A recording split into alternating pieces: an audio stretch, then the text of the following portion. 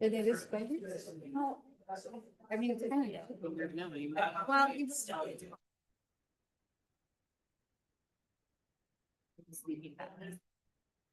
It's a.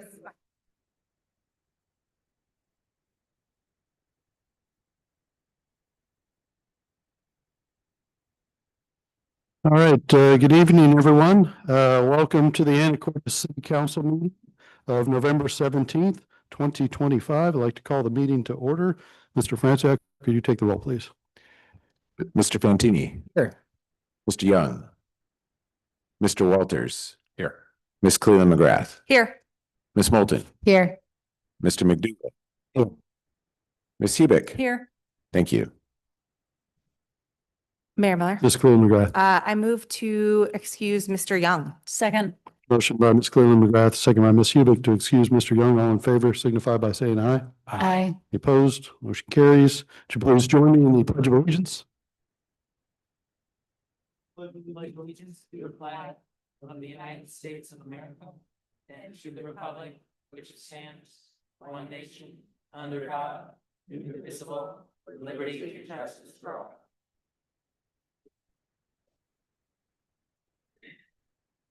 All right, start out as always with the announcements and committee reports. So I've got a couple of announcements. Parks Commission Neighborhood Parks Meeting, that will be November 18th at 6 p.m. That'll be right here in City Council chambers. So that's a Parks Commission Neighborhood Parks Meeting. Library, just they're having an all-staff in-service day on the 21st of November. So the library will be closed on the 21st. And since we're talking about that for Thanksgiving, that weekend, which unbelievably Thanksgiving is next week, and that they'll start their closure at 4 p.m. on the 26th, and that'll go through the 28th for the Thanksgiving holiday. And also, so you can prepare solid waste holiday schedule, no garbage on Thursday, November 27th. That is Thanksgiving Day, and Friday, November 28th. Thursday, customers will be picked up early on Wednesday, the 26th, and Friday, customers will be picked up Monday on the 1st. Waste management will follow our schedule as usual for recycling and yard waste. All right, council committee reports, Finance Committee. Mayor Miller. Mr. McDougall. Finance Committee met last Thursday. It was council members Moulton, Cleland, McGrath, myself, and Mr. Hoagland and Ms. Peck. First couple items we discussed were just kind of like sort of ongoing business. The state mandated sort of like processes and procedures audit is in the process of wrapping up. Essentially, it's almost done. We also had a brief discussion of water reconciliations, and really the way this work is the wholesale customers, they basically purchase water at a contracted rate and they pay upfront kind of like this chunk for like that pre-purchased rate. And then we do a reconciliation every, I think it's 6 months. And then if they've overconsumed, we send a bill to true it up, or if they've underconsumed, we send a credit. So just kind of a discussion of how that all works. The other thing we discussed, which is actually appearing later tonight on the agenda, is the utility tax, that proposed 2% increase.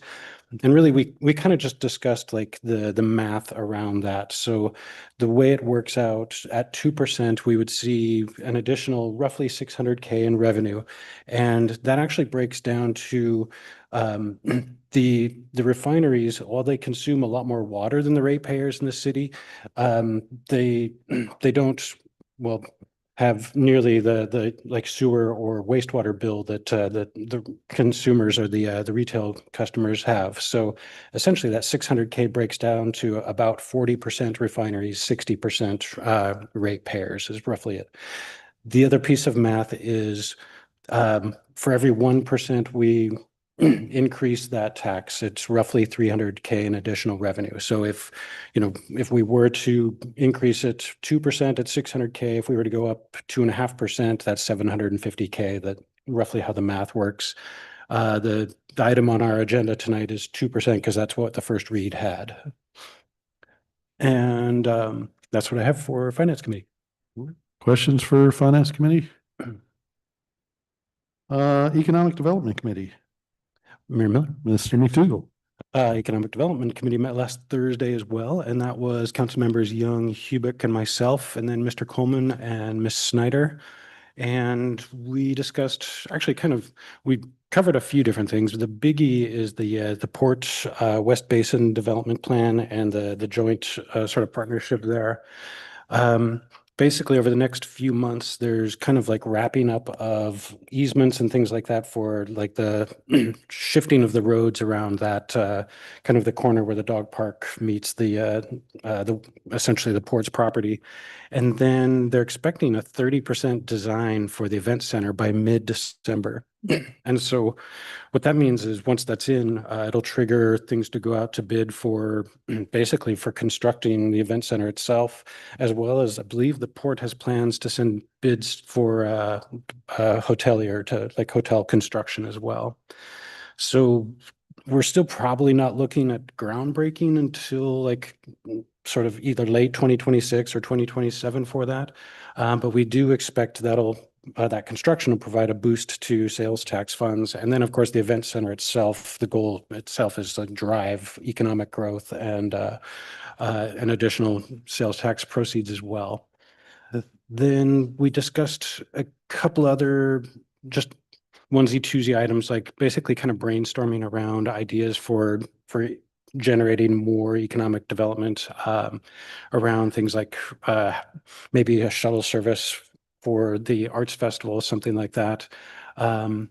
We discussed also like didn't catch the name of the firm, but there's a firm that we could partner with that would be able to provide like some data analytics for essentially free on ferry traffic and whether or not that traffic is capturable and to be able to like snag it here in town and achieve some increased sales tax receipts as well. Or maybe capture, say, not necessarily on the day of that ferry visit, but, you know, entice the next visit to just come to town instead of go all the way out. So, and that's what I have for that. All right. Questions for Economic Development Committee? All right. Public Works Committee, Mayor Miller. Ms. Moulton. Thank you. The Public Works Committee met at 5 p.m. today. It was Councilmember Walters and me, and also we had staff, we had Interim Public Works Director Logan Lee, Stormwater Director Aaron Esterholtz, and also Wastewater Treatment Plant Manager Brian Walker. And we talked about the pump station that's on the capital facilities plan that went out to bid, and that the winning bid was Strider Construction, who did our combined sewer outfall. So they're very familiar with the project. And this pump station is related to that to deal with any kind of overflow during major precipitation, rain events. And so there's a necessity of going 20 feet deep for that, which is just really interesting engineering wise. But that bid came in under the engineer's estimate, and that contract will be coming to council next Monday, the 24th. We spent the bulk of our conversation on the wastewater treatment plant alternatives analysis, which the city hired Brown and Caldwell to do an analysis of all the options, the universe of options, and there are a great many. And the first 2/3 of that contract is complete, and staff is looking forward to bringing the options. They've narrowed it down. They're close to narrowing it down to 6 choices. And this has been an ongoing process for about 10 years, well before I was on council, of what will we do with our incinerator wastewater treatment plant. There are only 3 left in the state. And ours is running extremely efficiently due to the efforts of staff over the years. But there's an estimate of about $2 to $6 million to continue to repair it and to get another 5 to 10 years of life out of it.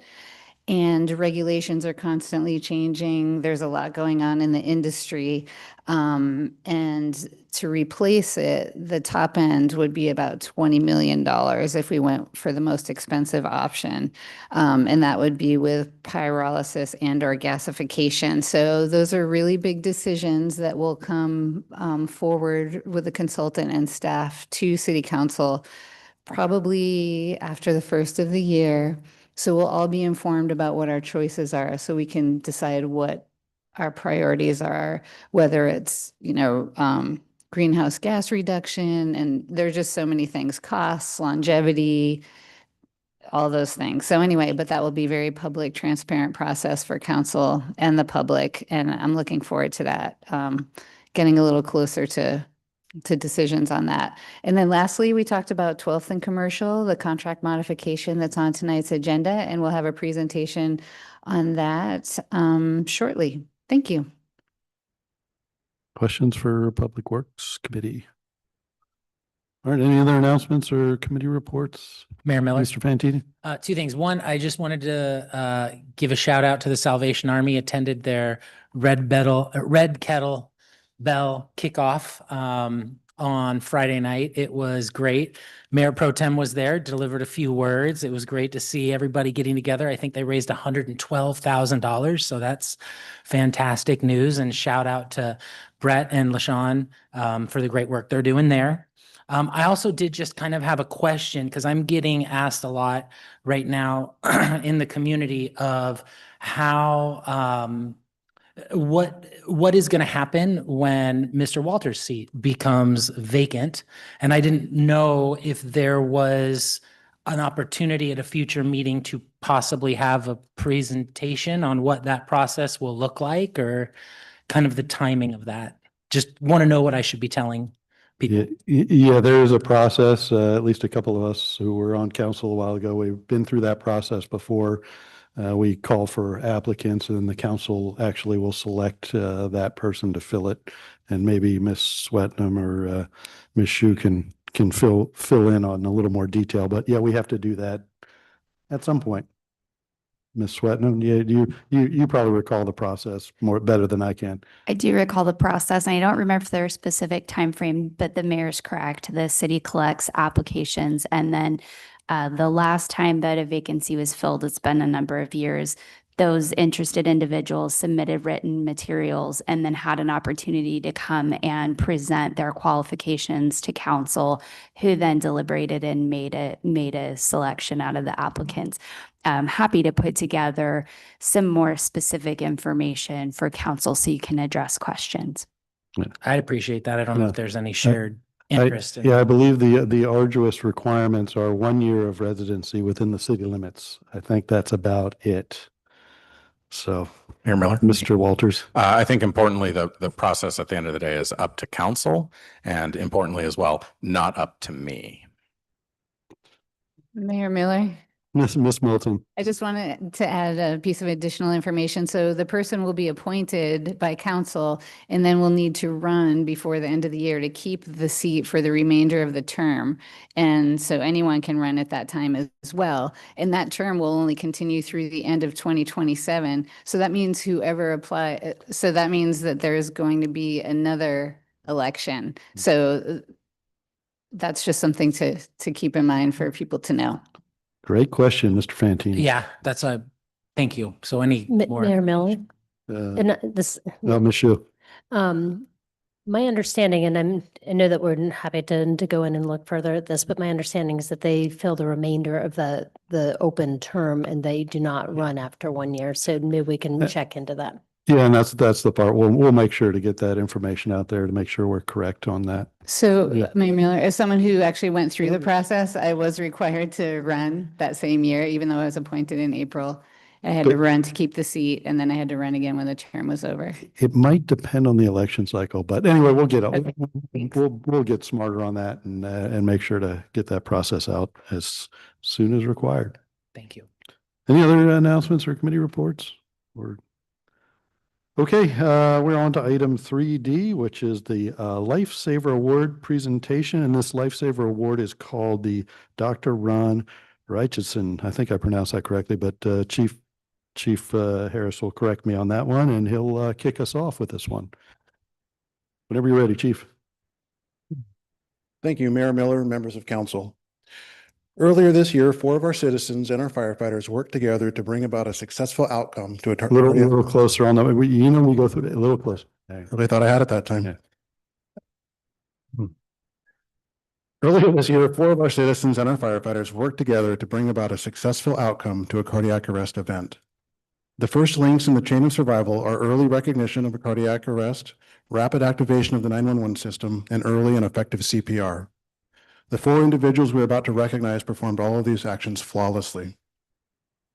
The next links in the chain of survival are early defibrillation and advanced life support medical care. At the time this call occurred on the afternoon of July 1st, all of the on-duty AFD units were already committed to 3 other medical emergencies that had occurred in the previous 20 minutes. Thankfully, our engine company was able to break free from one of those calls and respond immediately. Without the support of you and our citizens in passing Proposition 1, there would have been no AFD unit available, and the closest ALS care would have come from Burlington. Had that been the case, I doubt we would have had the same outcome. So again, thank you. But with that, if I could please have Bonnie Bowers, Maggie Thompson, Mary Kaiser, and Pam Estfold come up, please.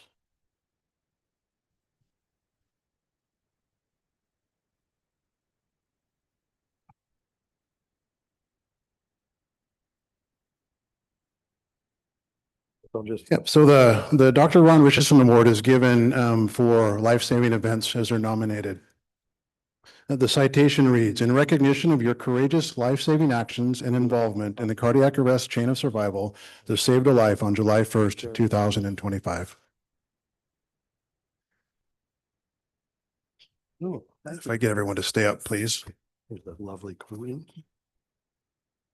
And a grip and grin. We'll look at Sharon and then Emily. Thank you so much. Appreciate it. Hi, Mary. It's a wonderful coin and then nice word and thank you. Thank so you. much. Sharon. And then Emily. I got this too. Hello, ma'am.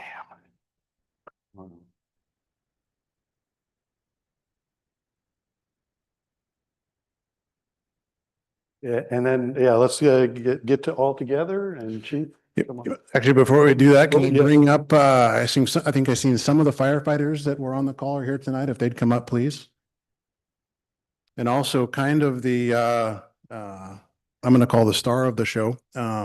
Mr. Philip Montgomery is here tonight. And he was on the other end of the CPR. Yeah. Good. Come on over with it. Yeah.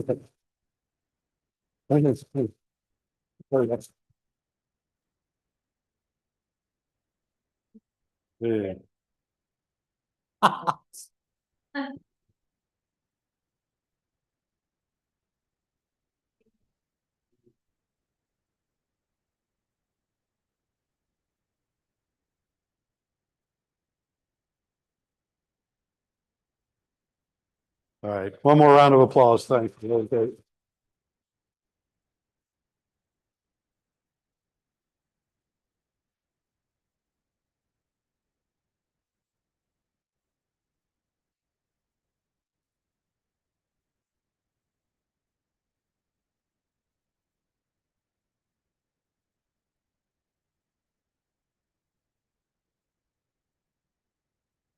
All right, well, that was awesome.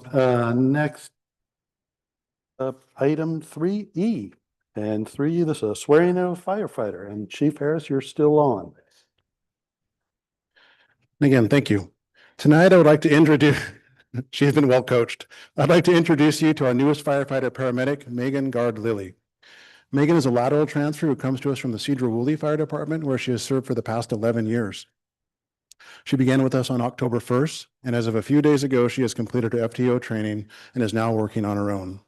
While we don't keep these stats, I'm fairly certain that's the fastest anyone has completed that process, at least in recent memory. We're really looking forward to the quality of service she brings to our system. All right, and I get to administer the oath, and we'll try with the microphone. And come on, we got to get center. We got center court here. All right, raise your right hand and repeat after me.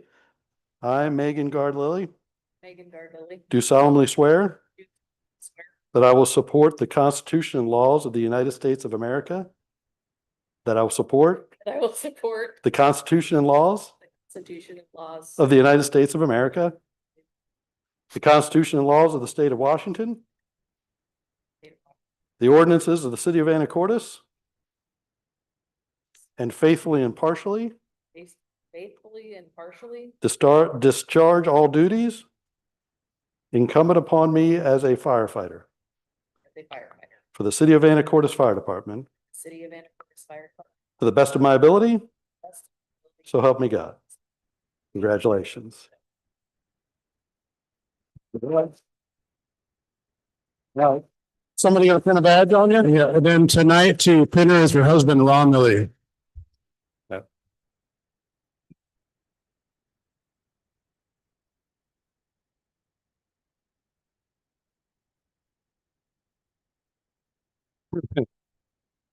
You've seen this before, okay.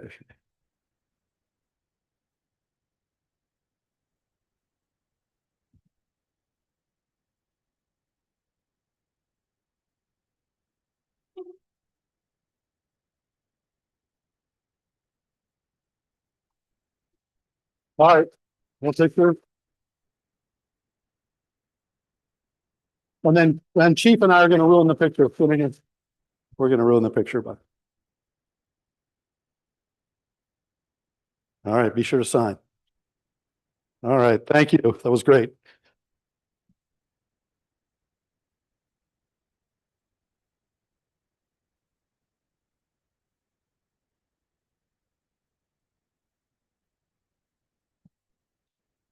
All right, we are moving on to item 4. I'll give a minute for, I know a lot of you want to hang out until we get to the city council procedures discussion later on.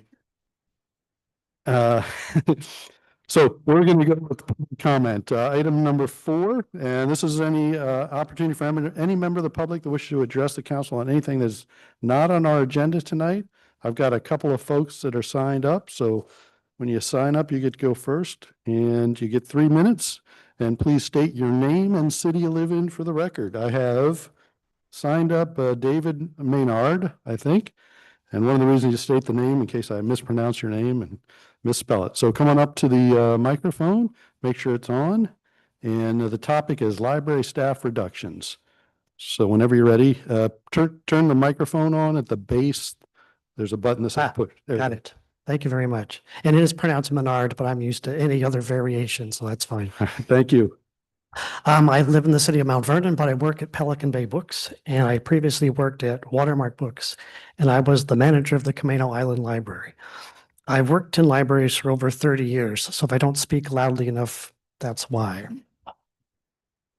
But I do know how valuable a teen librarian is, and Diana Farnsworth is an exceptional example.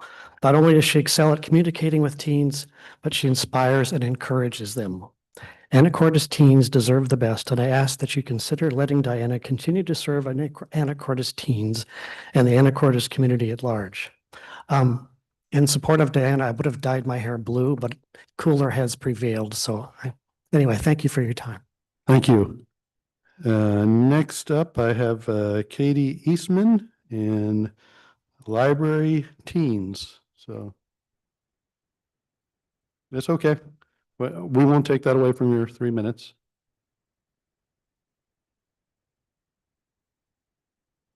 Hello. I have been a psychotherapist for over 40 years, specializing with teens and families and trauma. 6 years ago, in this very room, after 2 teen suicides in Anacortes, a group of teenagers stood right here and told us, what do they need? They said they need a safe place to talk, to learn, to be themselves without pressure, performance, or evaluation. That eliminates sports, arts, anything where they have to be something somebody tells them they've got to be good at.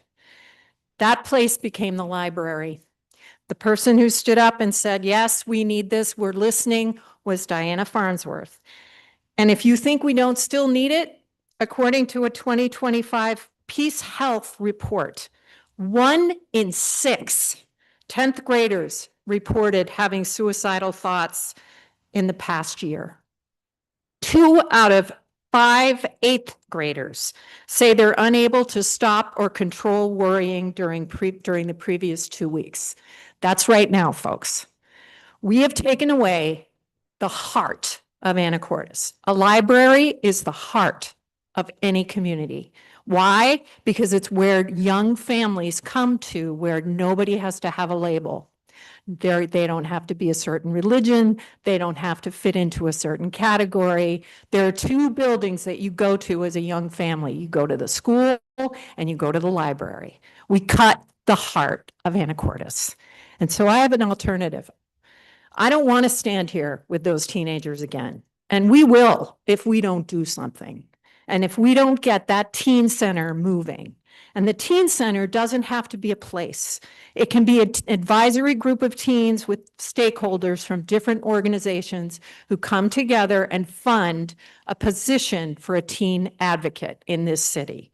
A teen advocate who takes responsibility for making sure that our teenagers get their needs met, that they don't have to perform to get them met. There could be a space open from 3 to 6. That's what they said they need. They need a place to go after school where they don't have to be labeled. I want to see that happen. I will work with anyone who wants to help me. I intend to go to stakeholders throughout the city to make it happen. Because reality is, if we don't, we're going to pay the consequences. And every single one of us in this room is going to hear of a teenage suicide again. And they've gone down considerably, but they're still happening. And if you doubt that, it took 7 kids before those two girls brought our attention. I don't want to see that happen again. And as a mental health provider, I will tell you that the feedback from the kids who went to the library was stellar. Thank you. Thank you. Next up is Robert Dickinson, and the topic is parking limitations.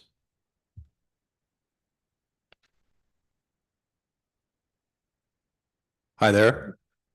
Name and city you live in, please. Robert Dickinson. I live at 1905 8th Street here in Old Town. And I'm here tonight to get a clarification about parking. This reared its ugly head in the western end of Old Town this past week because we've got a guy who's there as of right now, still there, who's decided to make the western end of Old Town his place. He's planted the flag. He's living in his vehicle. I know this has been an issue on T Avenue for a couple years. I've been here for several years. This has never been an issue right in my little part of Old Town. So apologies if this is covering ground you're all very familiar with. I had to get very familiar with it this week. We've got a guy who, again, living out of his vehicle. My interactions with him, he is not all there. It's a concern. He's got some serious mental health issues. And told me he likes it there and that he likes the views and he wants to stay. And I got the police involved. He was right out in front of my house for a couple days. He was on 9th for a couple days. Currently, as of 30 minutes ago, he's on 10th between J and K. The cops were great. Huge shout out to Anacortes PD. Super responsive, very professional, very polite. Loved it. However, they told me 72 hours as long as the guy's not committing a crime. And that blew me away. Are you serious? 72 hours, he's got to move a block and then the time starts again. And I guess he could just do this forever. I dug into the municipal code, found what they were referring to. It's 10.12.32, right? There's your general time limit for parking. Right above that though, 10.12.31 line G, it's unlawful, and I'll quote it here, to park for use as a place of abode on any portion of a street or right of way. I'm looking for some clarification, and I'm just wondering if we have a line here in our code that we're just choosing to not enforce. It seems totally nuts that this guy could just do this forever. I would hate to see anybody hurt. There's kids everywhere in this neighborhood. We don't know who this guy is. Again, he's definitely got some mental health issues, and I'm concerned. That's what I'm seeking tonight. Thanks for listening. Yeah, thank you. We'll definitely take a look at. First time it's worked its way to my attention, so we'll take a look at it. Thank you. All right. Anybody else wish to address the council this evening on anything that's not on our agenda? We do have a number of items that are open for public comment. Okay, we will move on to item number 5, which is our consent agenda, items 5A through C. Council. Mayor Miller, Mr. McDougall. move to approve items A through C on the consent agenda. Second. Motion by Mr. McDougall, a second by Ms. Hubick to approve the consent agenda. All in favor signify by saying aye. Aye. Any opposed? Motion carries. All right, we are on to item 6. Item 6 is public hearings. And our first one, 6A, is a public hearing on the 2026 operating budget. And this is a discussion item, and Mr. Hoagland's already there, ready to kick it off. Whenever you're ready. Thank you, Mayor, members of the council, members of the audience.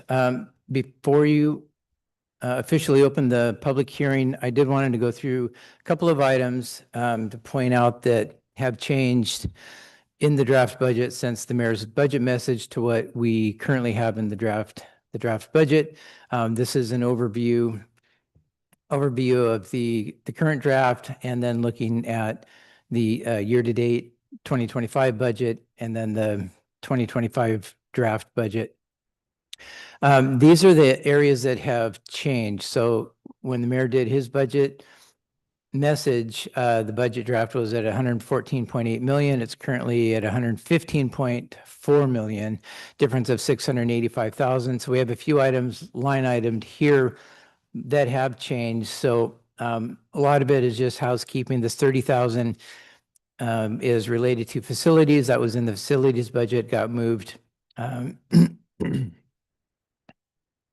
Got moved to the sewer budget. This 250,000 in the storm budget. This aligned the what was in the operating budget to the CFP for those two projects.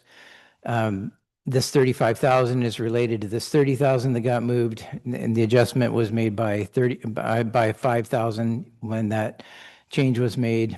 This next one, this $270,000 in the sewer fund, this represents work in the capital arena that won't be accomplished in 2025 that we were initially expecting to get accomplished. So that's rolling into 2026. There was just a worksheet error that we corrected, another minor error that we corrected, a $2,000 error. And then this last item in fiber, this again aligns the capital work that we had identified in the budget to what was in the CFP, and this is all fully funded by a grant. So this is, again, kind of a reminder. We've gone through the initial reductions that we made in putting this draft budget together. A few weeks ago when we showed this to council, this was in a waterfall chart. It's the same information, just line itemed out now. What this doesn't show is the assumptions on the revenue budget that were also put into place to bring the revenue and expenditure budgets into alignment. And here's where we are tonight. So public hearing tonight on both the operating budget and the CFP.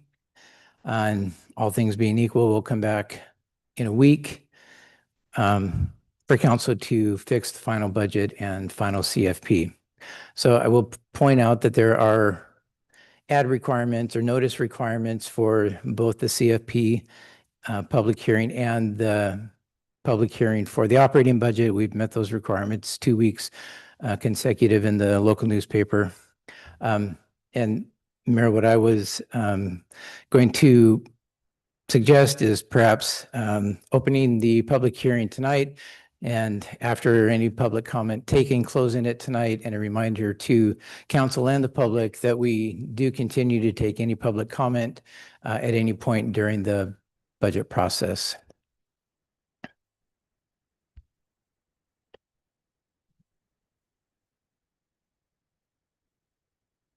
So with that, Mayor. All right. So you want me to say the words opening the public hearing, and then this is the time for the public. But like we said, this is a formality to make sure we stay in the rules of our publication. But I know council's going to take comments throughout the process, but I will plan on closing the public hearing tonight because ultimately it is council's work to make it happen, but I know they'll continue to take input. So with that, it's a public hearing. Any member of the public wish to comment on this item on the budget? Yeah, come on up.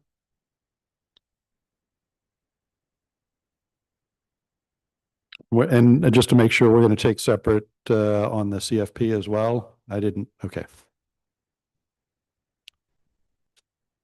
Mr. Mayor and City Council, my name is Linda Martin. I live in Anacortes. I thought it might be helpful for the council to take a look at a budget from the point of view of just a normal citizen, person like me.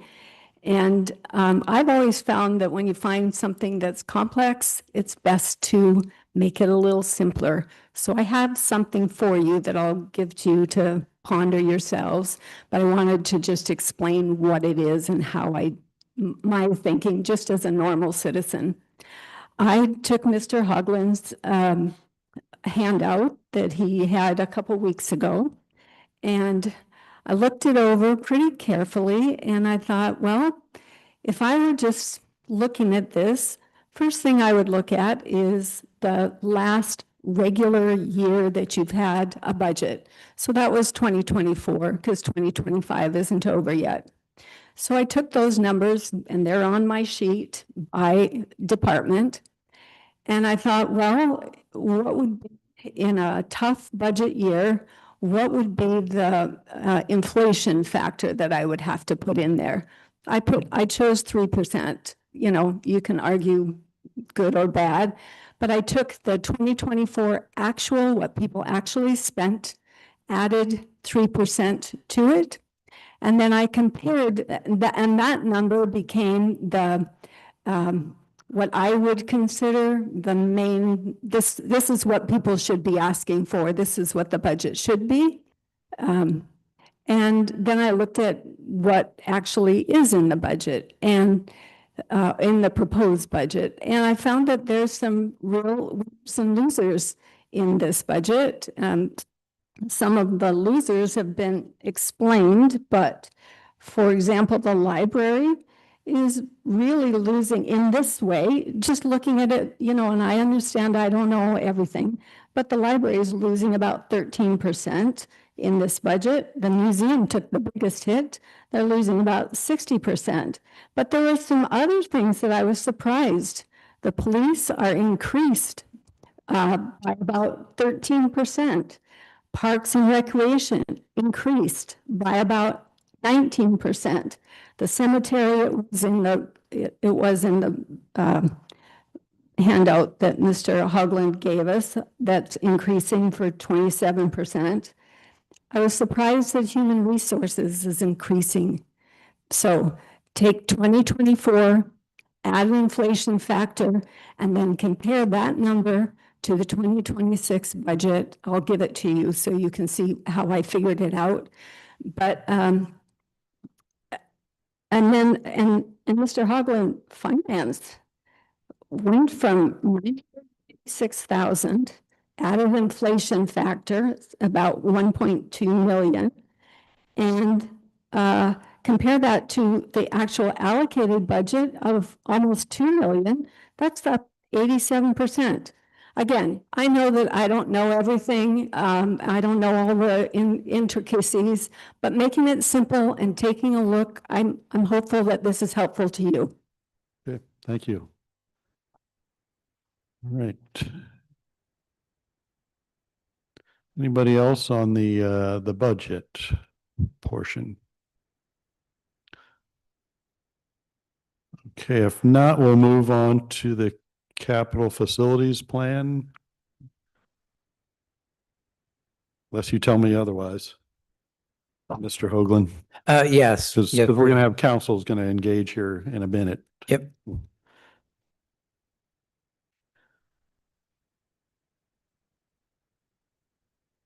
Oh, well, I guess I should just ask council. Do you have anything you want to add at this point, council? All right. I promise this would be a little bit awkward when we're Okay. talking about this. Right. It is every time. Yeah. So I had those, few items that I showed related to the budget. I don't have the same summary for the CFP. The next two items in, under other business is the ordinance for both the operating budget and then the CFP. And all four of these items kind of work together, the public hearing for the operating budget, CFP, and then the ordinance for the budget and CFP. But that's where we hope to have the meat of the discussion with council and still open for public comment. Yeah. Okay. So are we good to move to 6B at this point? Yes, And please. 6B and the public hearing, which is the capital facilities plan. Because I'm going to have to close the hearing on both of those.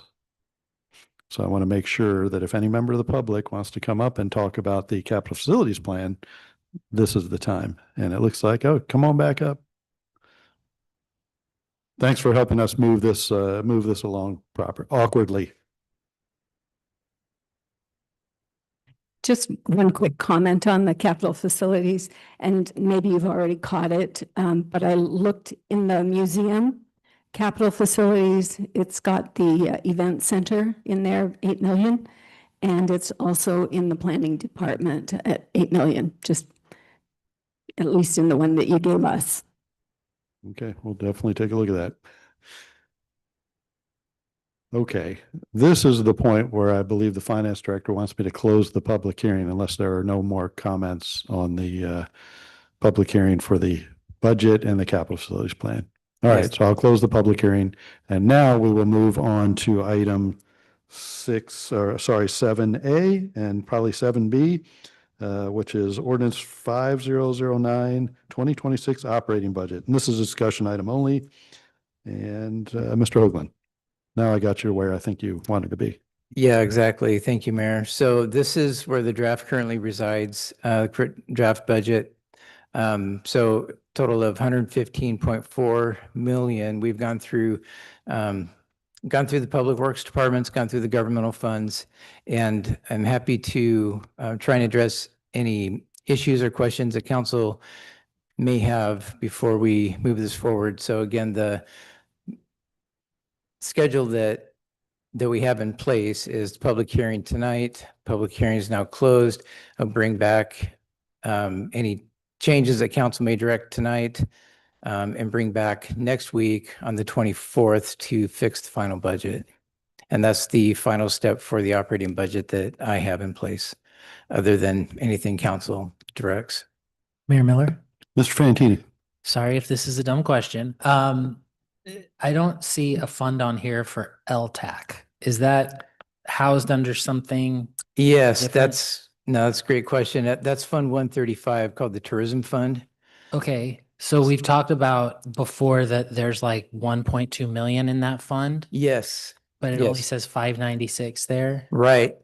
So what this is illustrating is the expenditure and revenue budget that we have set in place for this fund. So the 1.5 million is an estimate of the cash reserves that we have in place in the tourism fund. So it doesn't show on this ordinance. This is just illustrating the expenditure and revenue budget that we're asking council to adopt. So is it fair, does that mean that this number is basically what we will have at the end of 2026? Or what, I guess I'm kind of confused at how we get to 596. I'm sorry. Yeah, so this is what we're planning on spending next year out of that fund. Yeah. Okay, thank you. Mayor Miller. Mr. Walters.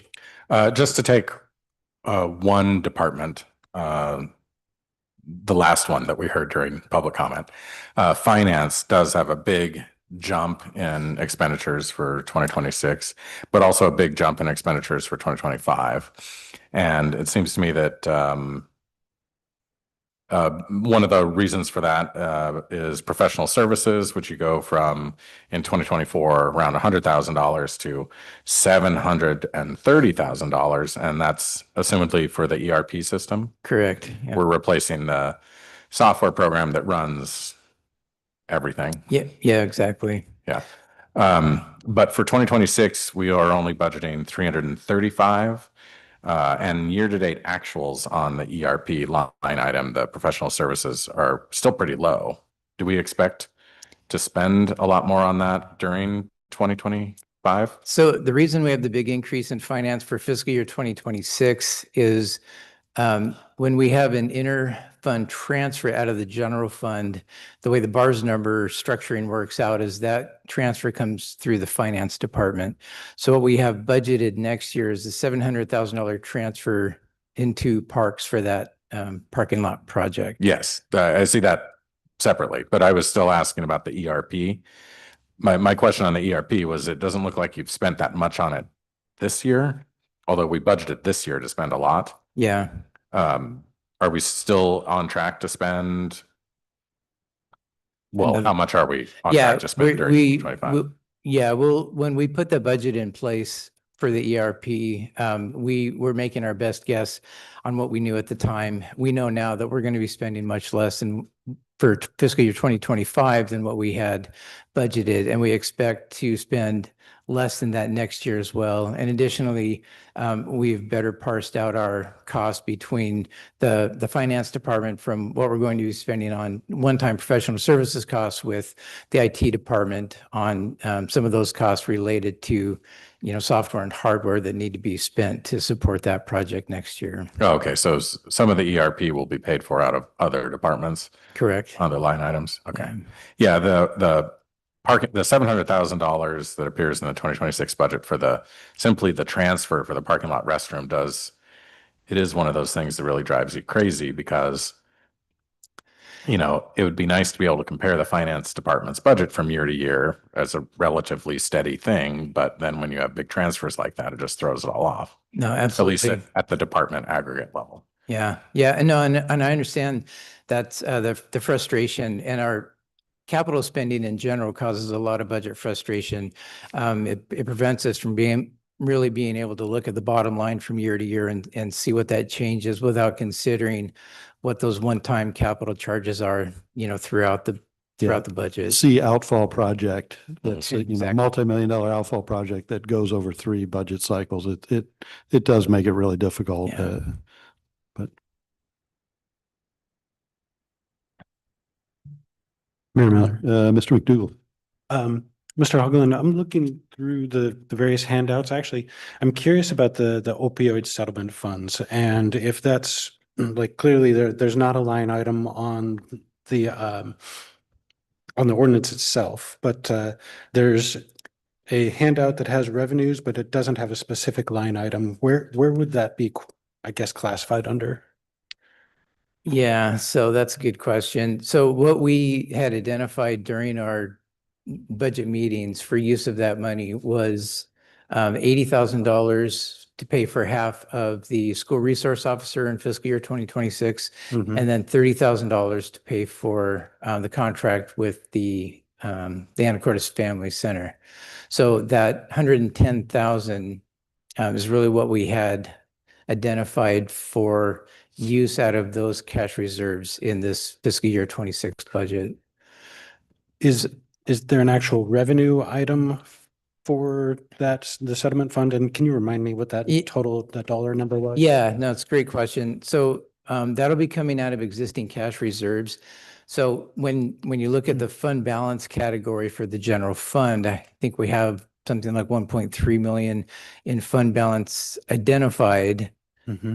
Might have that number wrong, but at any rate, we have some number of revenue identified as fund balance use, and that fund balance is actually what the cash reserves are. So that 110,000 to $700,000 transfer to the parks fund for the parking lot, both of those items would be coming out of existing cash reserves. So that's a planned use of those reserves in our existing draft. And then the actual opioid settlement funds that go into cash reserves. Yeah. That's not specifically accounted for, at least on the handouts, but that was about 350K. Yeah, exactly. Yeah. So what we would do in that case, if council approves this draft as is with that, existing allocation of opioid monies, once we posted that budget, we would do a journal entry to move that cash out of the opioid cash line item in the general ledger, and we would move that into regular operating cash in the general ledger. So that, all that would take place kind of behind the scenes. And after, okay, thank you. I know that there's been several asks of the opioid settlement funds, and we also got the presentation last week from the county and this the STAR group, and I was really pretty, I guess, convinced on like the the benefits of that particular proposal. And I know that the kind of the county's ask or proposal was, could the cities allocate 80% of their fund, I guess the settlement fund to that project, and then the other 20% to whatever else. I don't know that we're going to make it to 80%, but like personally, I would love to see us get as close as possible, because I think that project is very strategic and very beneficial toward basically, and fundamentally what the settlement funds, like the intent of the funds are for, is to address opioid addiction and abuse. So that's my personal sense, is I would like to try to find a way to get as close to 80% as possible funding that particular request. So thank you. Yeah, and I don't want to try to simplify it too much, but as Mr. Hoagland stated, we have 110,000 that we've identified in the draft. So whatever's left over, I think that's kind of the sense that I heard from council. But again, I think I said a couple weeks ago, we can't do a survey monkey. This is, we're just trying to capture what council is doing, and I took some notes from that. And I didn't see clearly I didn't see council was interested in putting it towards the range, so we didn't put that in there. I wasn't quite sure how we handled the library parks. I think maybe a small amount there, but again, I think the rest could certainly go to meet the request of the county and the North Star project. That hopefully that stimulates some conversation. Mayor Miller, Mr. Fantini. just kind of a question. Is that going to come? I'm assuming that's coming back to us again for a decision at some point, or no? Well, we would have to do some sort of interlocal to move the money over there. But ultimately, the decision at hand is what's in the budget now. And what's in the budget now is $80,000 for SRO and $30,000 for AFC. So again, if you're, and so sorry, I can't do that math in my head. And I don't have the dollar amount, but that money is set aside differently. Mr. Hoag, the finance is accounting for that money differently, but whatever that math is, it's 350,000 minus 110,000 ish. About a third, 35%, as opposed to 20%. So what's in the budget right now is the school resource officer, the Anacortes Family Center at 30,000, and no? No, I'm making sure that he's going to answer that one because Perfect. I guess just one more time, if you could just tell me what is in there currently. Yeah, so the draft that we had, the use of that money that we have in mind for this draft budget is 110,000, 80,000 for the SRO. That'd be the half that the school district would, normally pay, and then 30,000 for the AFC social work contract. So, okay, thank you. Mayor Miller. Ms. Klumer. In our finance committee meeting, we talked about kind of the significant changes that are being proposed for 2026 budget, and that first quarter in which we will really be able to monitor how those significant changes have impacted our budget, and then also monitor our revenue.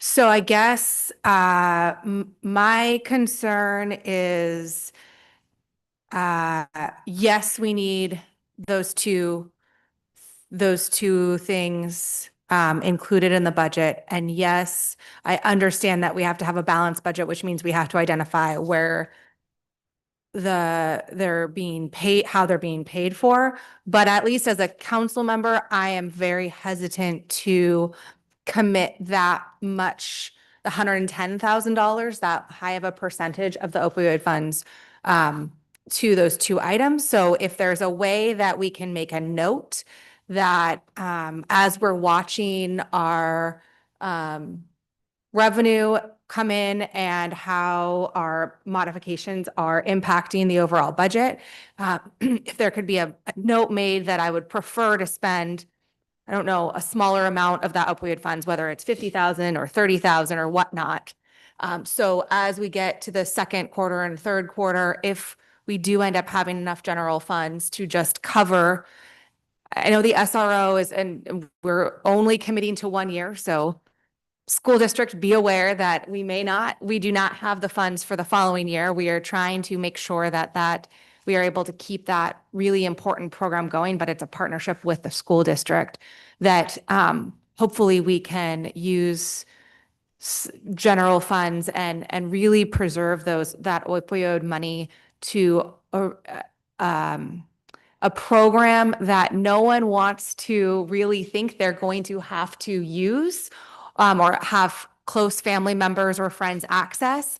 But we need to make sure that the Star Center and then hopefully the other two asks, but specifically the Star Center, is available within our community for the folks who ultimately will have to use it at some point in their lives. And so I guess what I'm getting at is is it possible, and if anyone else on council feels that, can we make some kind of note that we would like to try to preserve as much of those opioid funds for further discussion with the full county North Star program? Mayor Miller. Ms. Moulton. Thank you. I'd like to second Ms. Cleland McGrath's sentiments. I think that if it's at all possible, I would also like to secure those opioid funds more for the intention. I know that there's leeway in how we are able to use them, but I think in the spirit and in the highest effectiveness, working together as a county and with the other communities in it is the best way to have the largest, most effective impact. So if we could do that, I think that would be fantastic, that we're agreeing we're going to pay the $30,000 to the AFC and we're going to pay the $80,000 extra this year to the school district. I think that that's fair. But again, I would like to see that come out of general fund, depending on what our revenues and expenses are going forward. And I would really appreciate, I know this information has been given to me at some point, but to have a line item of how much opioid funds we've had since the beginning, like a simple spreadsheet. This is what we've gotten year to year, and this is what we spent year to year. So we actually know the exact amount that we have at all times and exactly what we spent them on. Because my fear is that as these get absorbed into the general fund or reserves, we just lose track of them. We're like, oh yeah, there's money there. And then there it goes very easily. So I want us to account for, so we all know what those amounts are. And just to clarify, we do have a separate cash line set up in the general ledger that when we get that opioid money, it gets receipted into that line item. So it's kept track separately from the rest of the cash. So we can get that for you.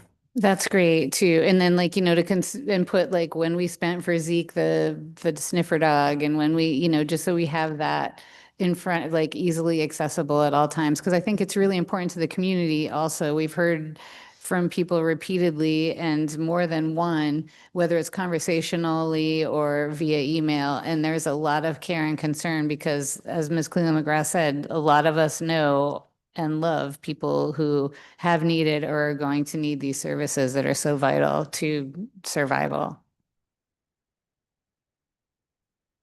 Mayor Miller. Mr. Walters.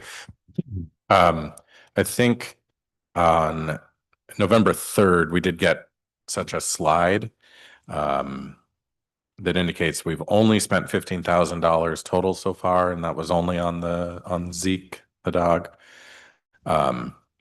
But what I'm unclear about from that slide is if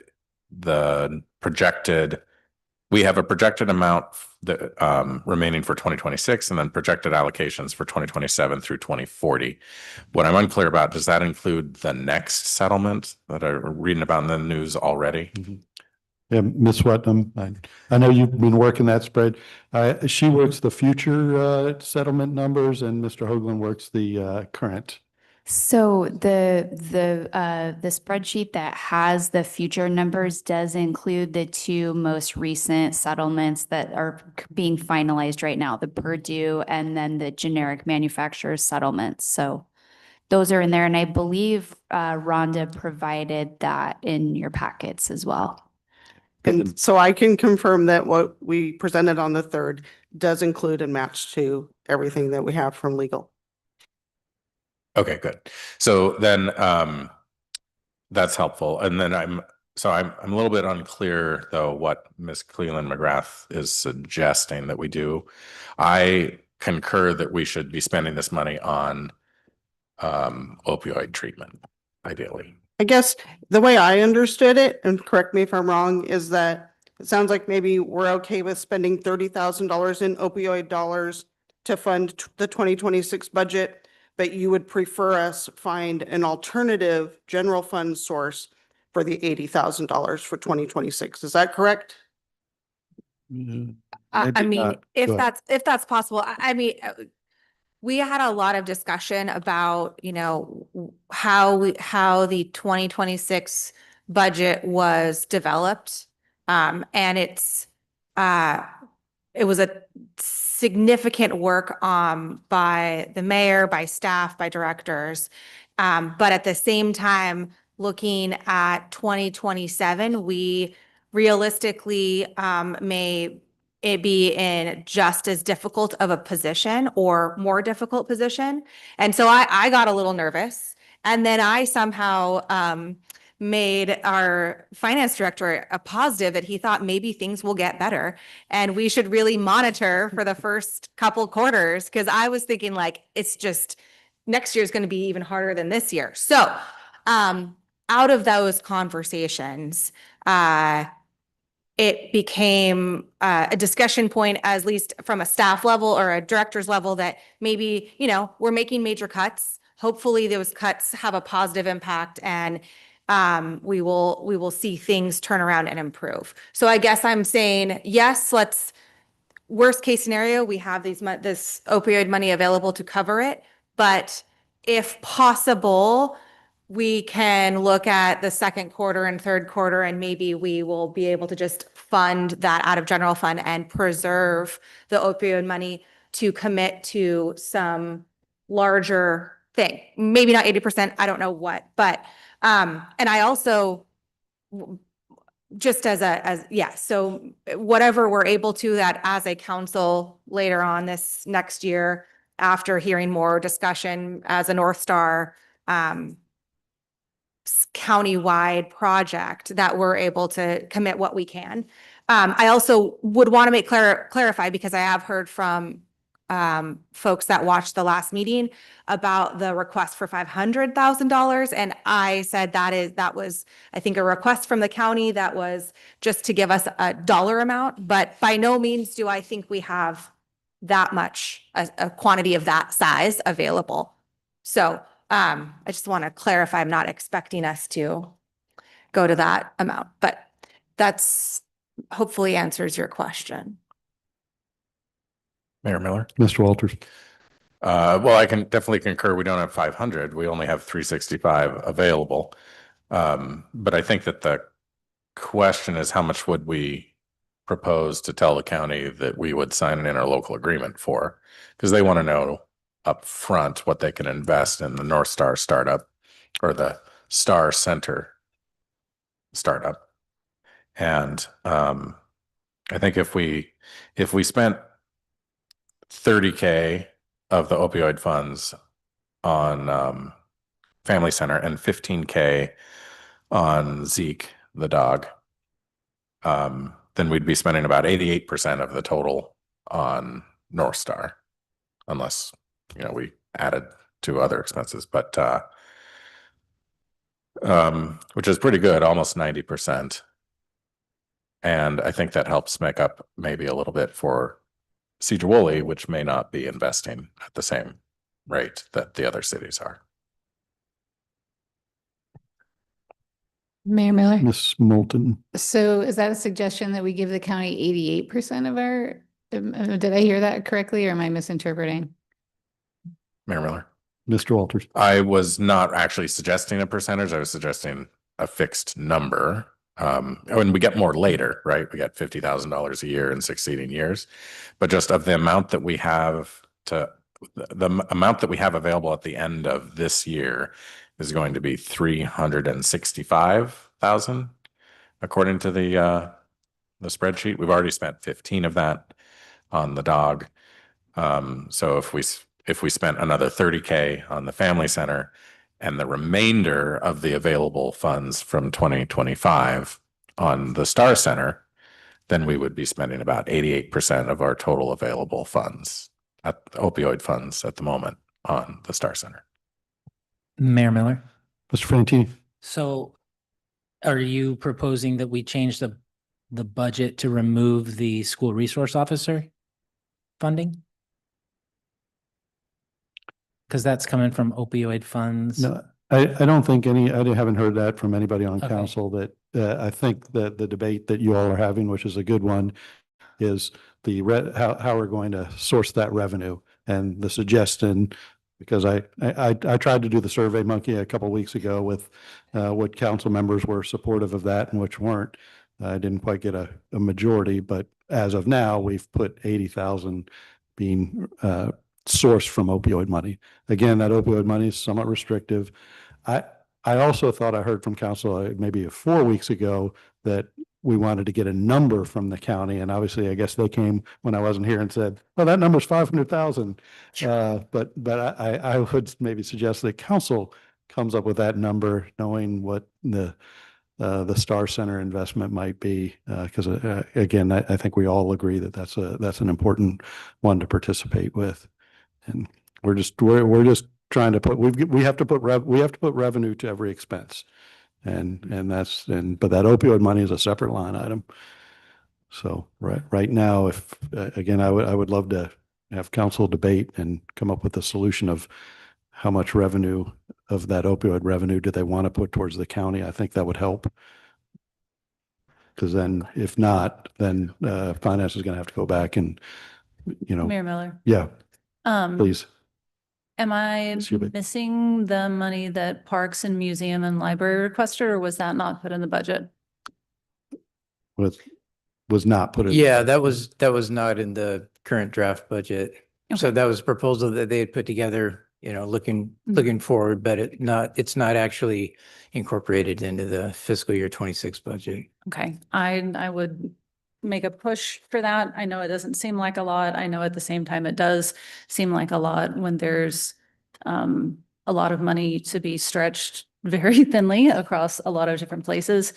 I also know that it's very difficult to look at two different groups of people, because this is looking at prevention of youth before they get to the point to where they need the services that the Star Center can provide. And it's really hard to look at someone suffering from withdrawal and comparing them to a teenager that may just be popping a Xanax for 2 from a parent's cabinet. But that person could end up as the person that needs the Star Center in 15, 20 years. I just feel like youth prevention goes so much farther. I just found some numbers that's from Johns Hopkins that says that every dollar put into youth prevention programs have an $18 return on investment for every dollar put into it. And everybody says it. I don't think that $15,000 is a lot, but it is a lot. And so I just want to make an ask for that.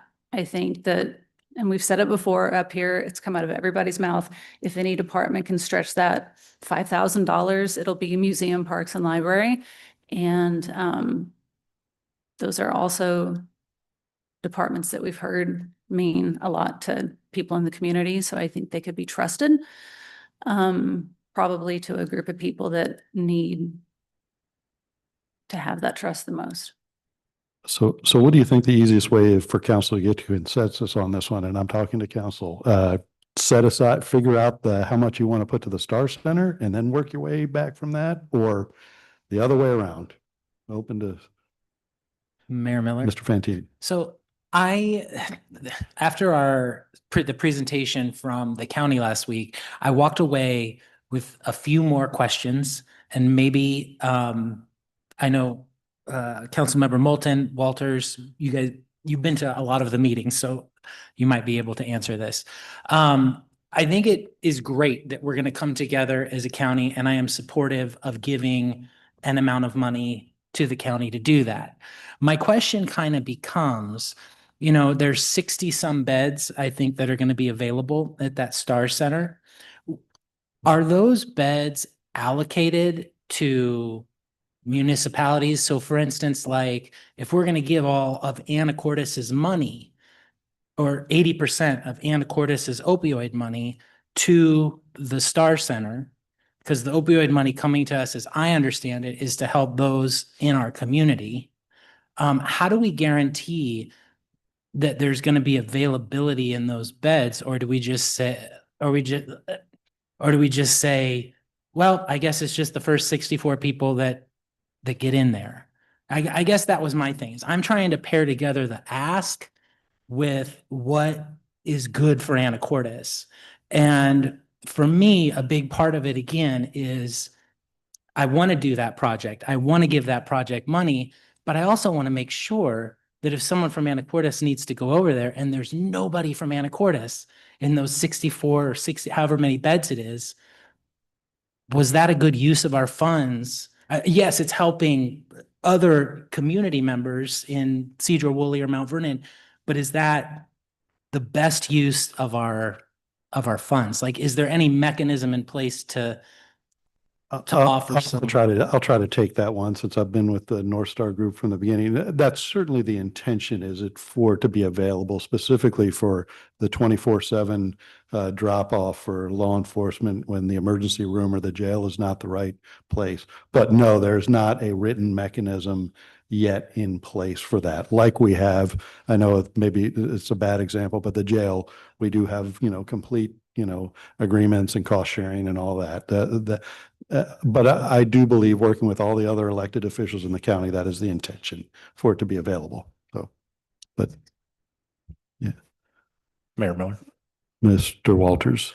In response to your suggestion, that we pick a percentage or a number or work backward or work forward. For me, I think the defining principles are: one, we should be spending the opioid settlement money on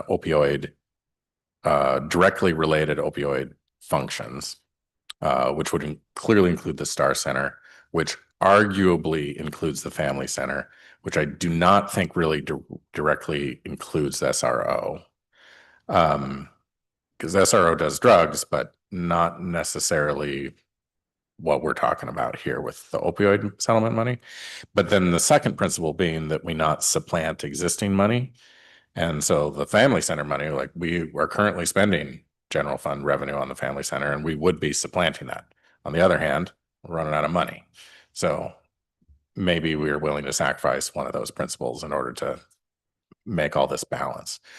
But that leads me to believe that, or to argue that we should be spending the money on Star Center and Family Center, not on SRO. And in response to the other question, I don't mean to defund the SRO, but that we find other funds in the budget for it.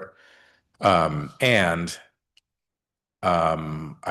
don't think we should pursue the museum, library, parks proposal for the 15K or 75 over 5 years, because I think what the community is going to ask us to do there is going to be different than what they're proposing right now.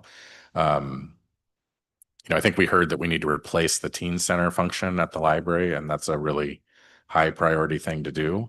And I don't know what that looks like going forward. Maybe it's not even at the library.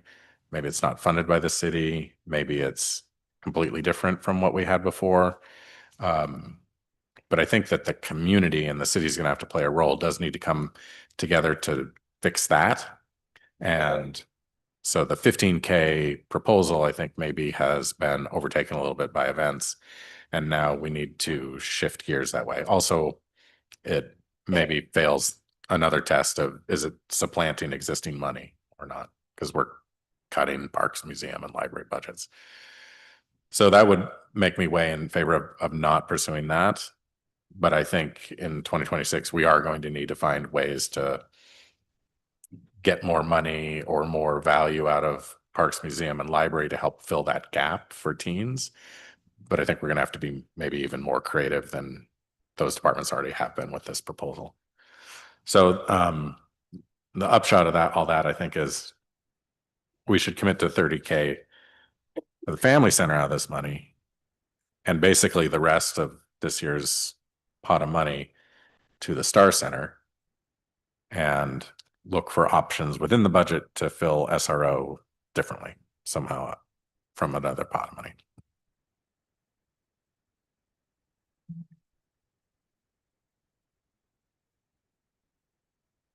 Mayor Miller, Mr. McDougal? do we know, like, is there a date when we need to make some sort of dollar commitment to the county? I don't, Is it end of year? that's what they have asked for, the end of the year. Okay. Got it. Same time as our budgets do. Right. So, okay. You know, that's why we're trying to weave this into the budget to help it make sense. I see we have roughly 350K available after the 15 for the police dog. So that 350K, and there's 110 for the family center and the SRO officer. In theory, that takes us to 240K, which is not 80%. It's more like 65%. So there's basically a $40,000 to $45,000 gap in there. I don't have a solution for that yet because I really want to fund the SRO, obviously, and the family center. You know, if we come out, if by April, if we're 40,000 ahead, like we can go 80% on the Star Center. If we're not, maybe we go at 240K to the Star Center and that's all we can do. Yeah, again, if council makes that direction that we're not going to use the revenues for the SRO, you know, my finance team is going to have to go back and figure out what's going to give on that. So. Mayor Miller. Cleland McGrath. Thank you. Sorry to open up this can of worms, everyone. A new can of worms? Oh, Okay. I don't know. No, not a new one. Okay. Just No, we're good. that's just happening. So I guess I go back to, is there some way we can just make a note memorializing the fact that if things turn out better than expected, that we will try to fund try to give, preserve the opioid money towards some of the other things, whether or not it's even 80% to the county. I think even if it's whatever's preserved, we can have a further discussion if that makes the most sense. My inclination is if there's really that dollar amount being requested to the county, I would be inclined to suggest, hey, this is the dollar amount we have, with the understanding that we have to commit this 110,000 out of the opioid funds because of our worst case scenario. We can't balance the budget otherwise and pass a 2026 budget. I think the county can understand based on their discussions that they've had on their personal budget, the county budget, in the last few days. And then if things go okay, we can pull some of that back. I think the SRO is, the school resource officer is pretty directly connected to this opioid funds and the goals set forth based on what we've heard from the police chief and how that position interacts in like the three different pots of students. Either, they're getting in trouble, they're about to get in trouble, they have a hard home life, or they have no other interactions with the police other than this situation. So I think that they're also intervening, that position intervenes before things get to the point where the law enforcement has to be involved and things go on people's records. So I think that to me is a really important thing, as is the AFC. And the dual purpose dog. So I don't quite understand how we could find the $80,000 in the budget between now and when the budget has to be approved. So that's why I request that we make a note of it. And if things start getting positive, come on, Steve, you said things could get better. That happens. Mayor Miller, Ms. Hubick? the funding to the SRO out of general funds, would that take Mr. Hoagland next year a budget amendment? No, so if we were to use the opioid money, we would just do a journal entry to move that cash within the general fund cash from the opioid line to the operating budget. I don't know if that answers the question directly, but That just kind of I was just trying to figure out a way to help facilitate the reminders, because we do end of the quarter budgets adjustments. We do very specific things like this. So I was just trying to. I was thinking, by the way, it's easier the other way around, because in the past, we would get quarterly bills from the school district.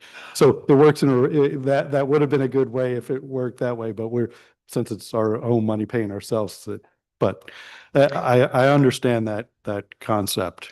Mr. Mayor. Yes. So the discussion about monitoring cash flow through the next, the first quarter of 2026, we can certainly do that. And I'm happy to do that. I guess that would be, dependent on whether the county is okay with a soft answer on the amount of funding that the city is going to provide. But we can certainly do that and revisit this, March, April of 2026. Mayor Miller. Yes. So I also think that it could be reasonable, or council should have this discussion of maybe we're just going to commit funds towards the Star Center and the other two transitional housing models that they would also like to go out for an RFP for. Maybe that, we can say we don't know how much we're able to commit to that, at least for a little bit of time. Going back to what Mr. Fantini, his concern when it comes to whether or not these funds that are specifically for Anacortes, the Anacortes community, whether or not they're going to be really utilized by Anacortes folks. I think that when we've had some other discussions, and it came up at our last North Star meeting with all the cities and counties, was the fact that currently they have 16 beds. So they have 16 beds. So if you were in crisis and the police come and they say, hey, do you want to go to jail, or are you willing to go to this place? They can go there right now. Once the Star Center is completely up and running, then after that short period, which again, I am not an expert in this. Once the Star Center is up and running, then those beds of 16, when the time limit is up, then those patients can move to one of the additional beds once it's up and running. I think it's important to remind the public that this money is really so that they can hire the 75 staff members, because you can't not have it fully staffed. You don't know what type of either co-occurring, or there's kind of 3 types of patient, and they all have very different needs. And if the facility is not staffed adequately, they cannot accept those patients. So this is really to get it up and running, at which point, if everything continues to work as expected and based on the models from Whatcom County and I think Spokane, then Medicaid will kick in and insurance will kick in and continue to be self-sustaining. While I do think, yes, I actually asked one of the commissioners, is there a way that we have preference for Skagit County residents? In reality, that's probably not feasible, because of the fact that we're sending our Skagit County residents to Spokane and to Whatcom and up and down the I-5 corridor looking for beds wherever they can go. And I've heard anecdotally from our community paramedic, and then our outreach, or our social work in the past that we support through the AFC grant, that, they're on the phone calling as they're driving up and down the I-5 corridor. And when they find out that the patient has these additional co-occurring challenges, they may say, you're outside the door, but we can't take you for this reason, because you have this additional needed support, and they don't have the capacity to accept a patient that has that. So having the facility in Skagit County with the goal of addressing kind of those three major buckets of challenges to get that full detox is important. Maybe does not always only go to Skagit County residents, but will greatly improve the chances of our community getting the resources they need in a very timely manner. And those 16 beds, the goal is that those 16 beds, there's always something available because they need to be available 24 hours a day, 7 days a week. You have such a small time when someone is willing to take the offer of some really intense treatment. So I agree. I kind of was hoping there was some way to be like, hey, we get this number of beds, but that's probably not reasonable. And I just think it's important that we keep repeating this for the public because we sat in a lot of meetings, but even it takes me quite a few times to hear it before I remember it and really process it.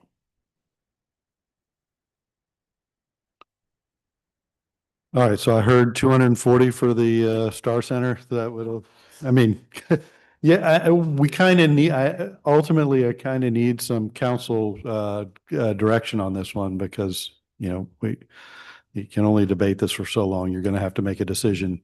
And Mayor Miller, Mr. Fantini. I'm good with that plan. Okay. I would like to say though, that as we're hoping for things to get better in the year, I think Ms. Hubick made a really good point about the funding going to the kids at the library and the outreach and that, and how valuable that is. So I don't want us to lose track of that as well. If there's an opportunity at some point next year to fund that, whether it's through opioid settlements or not, I think that is a really worthwhile program. Mayor Miller. Ms. Hubick. And I want parks and I want museum and I want library to keep asking for it if they don't get it the first time, and keep asking for it and keep asking for it and keep asking for it because this money is going to keep coming in. They're good about that. Mayor Miller. Mr. Walters. So what I understood is that we have 365K available at the end of the year. 110 would be budgeted or is budgeted in the preliminary budget for AFC and SRO. So that would leave 255. And that would be about 70% of our available opioid money after the drug dog. So less than 70%, including the drug dog. Yeah, we can double check that math, but it's pretty darn close. Okay. All right. Thank you. Good discussion. All right. What else do we need to have council talk about for the budget? Other questions and concerns? Yeah, anything the council needs to know to have a high enough comfort level to adopt this budget, we're happy to bring back for you.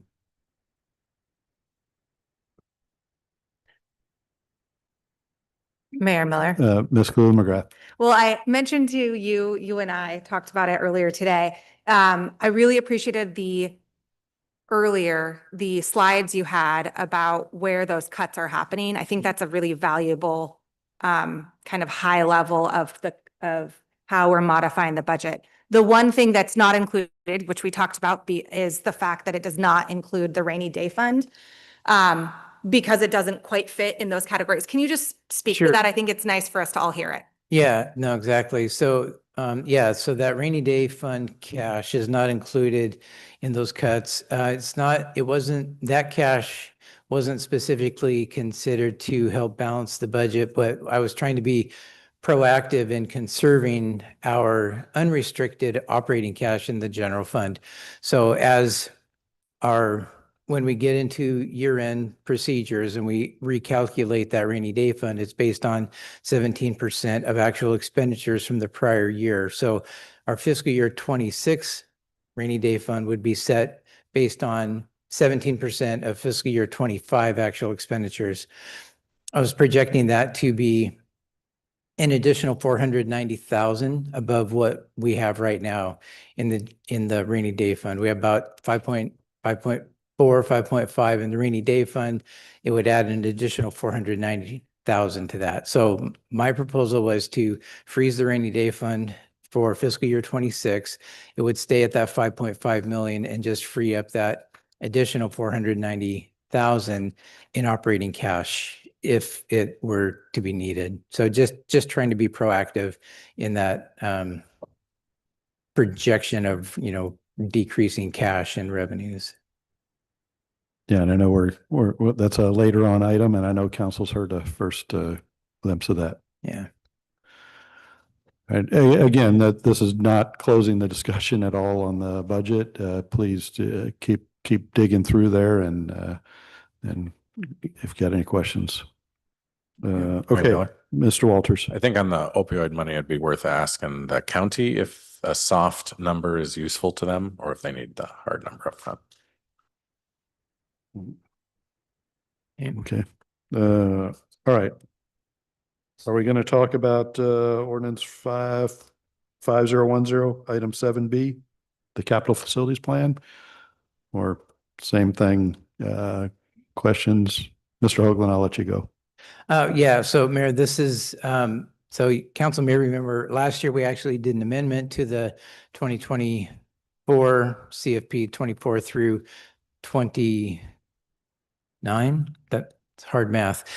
So we did an amendment last year. So this coming year, 26, we're required to update the CFP at least every 2 years. So this would be a full new CFP. What we have identified for fiscal year 26 in these departments flows through to the operating budget. So our capital spending in the operating budget matches what we have here. I'm happy to answer any questions that you may have about this.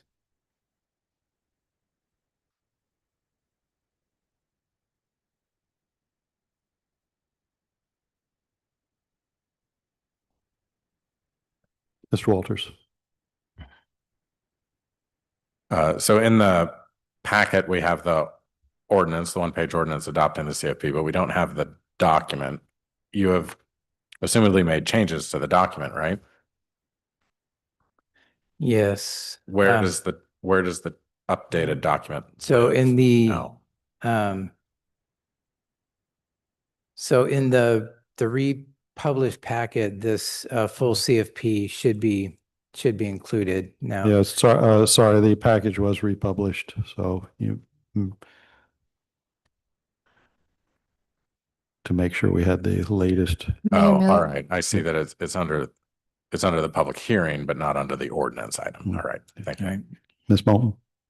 So the changes in the CFP from the one we've already seen to this one, are they redlined or anything or called that? How will we know what the changes are? Not redlined. They're just. Yeah, we just talked to him. Sure. Yep. So a few of the changes are, and I apologize for not just marking them in red, but some of the changes show in that change log that we went through at the beginning as part of the slide presentation that Steve showed, Mr. Hoagland showed. The rest of the changes are only in Public Works. And you can see those changes in the Public Works one-pagers by looking at there's two different columns. One column says 26 requested and one column says 26 allocated. The 26 allocated will now represent what we allocated to each of the Public Works groups that matches to, sorry, I'm just going to try to go there to one of them, that matches to the operating plan now. So if I look at storm, for example, you'll see two columns in the storm plan. I think I'm on page 27 of 161 right now. You'll see two columns. The column in, I'll call it pink, I don't know what color it might show on your monitor. That will match to what is in the operating plan. But what I didn't want to lose is I didn't want to lose sight of what the original request was. So you got both. We talked to and worked with the folks in the Public Works area, and they feel confident that they can deliver against these newly allocated numbers. Mayor Miller. Ms. Hubick? So on page 9, under pavement management, we went from $1 million to nothing. And so that's probably the most dramatic example of something that was in the original CFP and has been changed. Probably pushed out. Okay, thank you. Yep. I'm going with that's magenta. So Mayor Miller? Yes, Ms. Moulton. So I just opened randomly to page 44 of the 91. And so I'll wait till you get there. 44. Okay, that must be it. So, okay, the line, sorry, that top line, FA facilities emergent repairs, that's the same, but then facilities ops repair projects went up 100, so. So what we did there is we had some of the ops budget items weren't reflected in the utilities. And so we moved them to utilities. So there were some confusing line items that Mr. Hoagland did a fantastic job of covering in the change log. That was us moving dollars from the ops plan that represented in the general fund to now being shown in the various utility funds, which is where that work and the support of that work is actually going to be benefited. So for example, let's see, what are we looking at here? Yeah, so the ops ones, some of them went up, some went down. The ones that went down moved to the utilities. The one that went up is because they needed more money to make that one work. Okay, and I'm sorry, but can you tell me where the change log is? Yeah, I knew somebody was going to ask that question. It's at The the change log. beginning of the budget overview, third slide, fourth slide. Oh, I see. Number 3. Okay. Oh.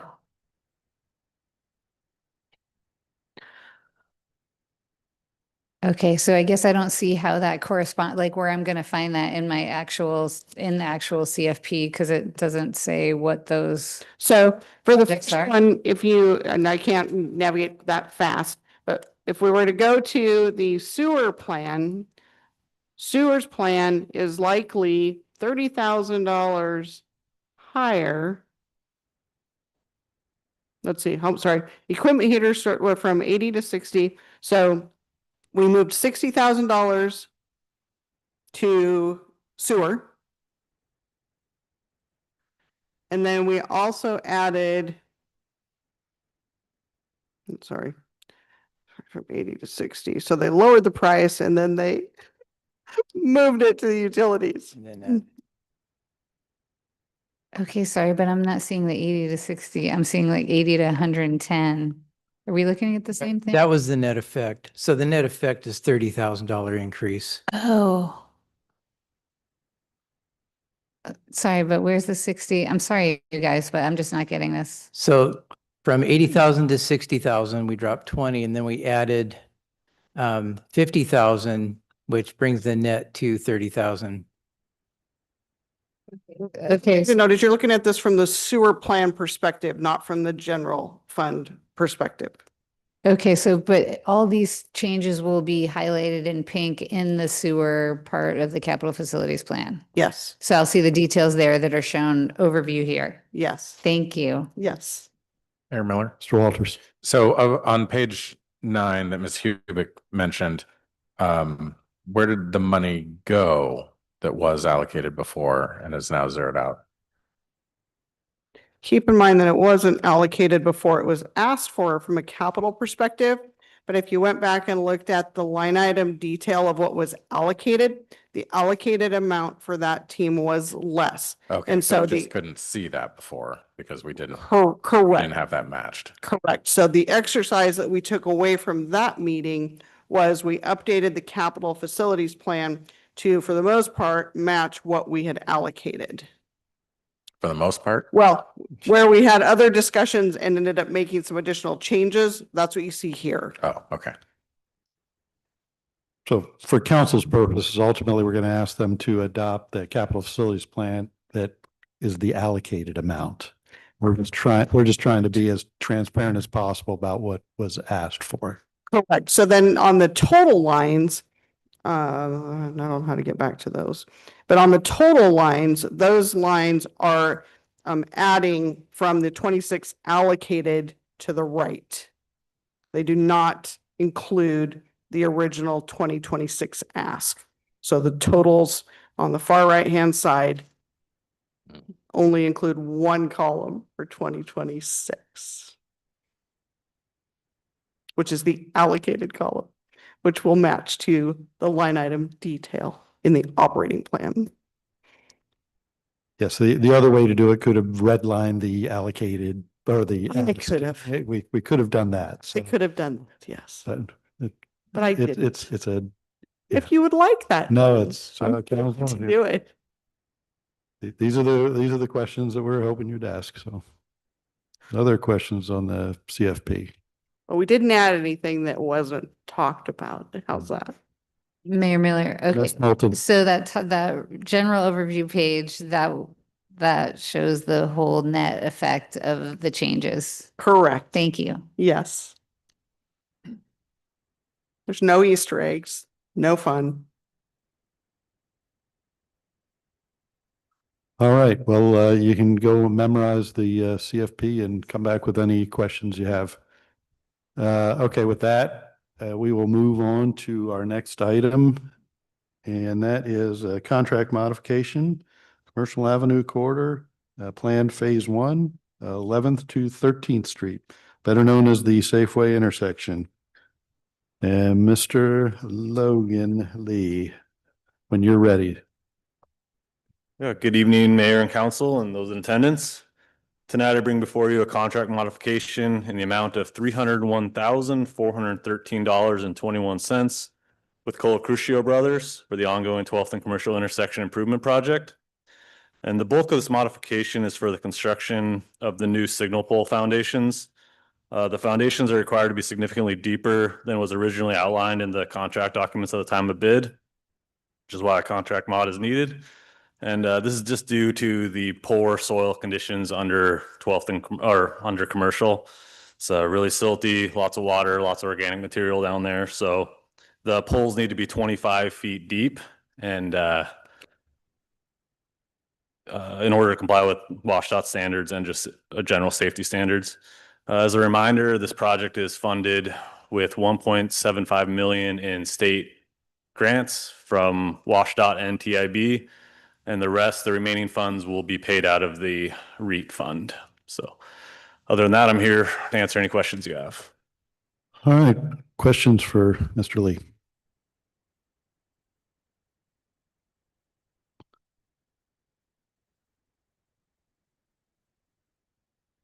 All right, sounds like a very well-written agenda, Bill, and very well explained, and motions perhaps then.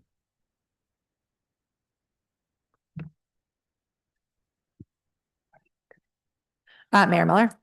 Ms. McGrath. Thank you. So I just wanted to say thank you for including all of the additional documentation of why and how this happened. I think it was really helpful and helps us not have questions up on the dais. So I appreciated the preparation that you did on the packet.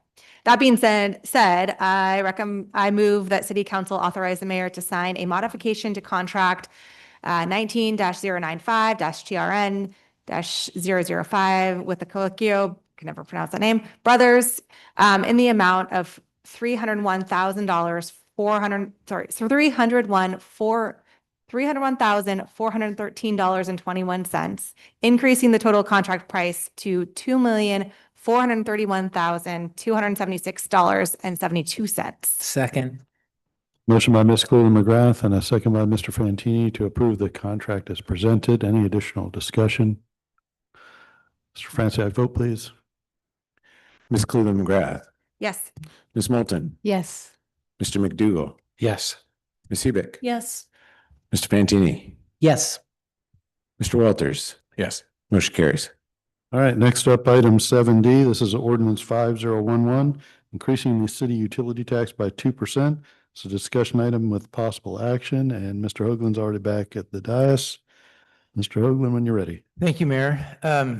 We talked a little bit about this last week. We talked about this, the Finance Committee last week as well. So what we took away from last week's council meeting was a request to review if a different tax rate for different customer bases. So as a reminder, the way the utility tax works, it's easiest to think of the city and the utility as two separate entities. So the city taxes the water utility for the right and privilege of providing water within the city's water service area. The utility then collects that tax from its customers and remits that tax to the city, and it resides in our general fund for general use. So I spoke with the city attorney about this, and we don't, I think in order to move forward with trying to figure out if we can charge different tax rates for different customer bases, we would need to engage an outside attorney. It's kind of beyond our wherewithal here in the city. So that's what I'm asking council tonight. If it's something you want us to pursue, we'll reach out to outside counsel and have them engage in looking further into this. So the ordinance I have is the same ordinance I presented last week, although in the initial packet, the old version was included. So this is what I provided last week, which is just a straight increase from 7% to 9%. For the city's water customers, the refinery customers, and residential and commercial customers.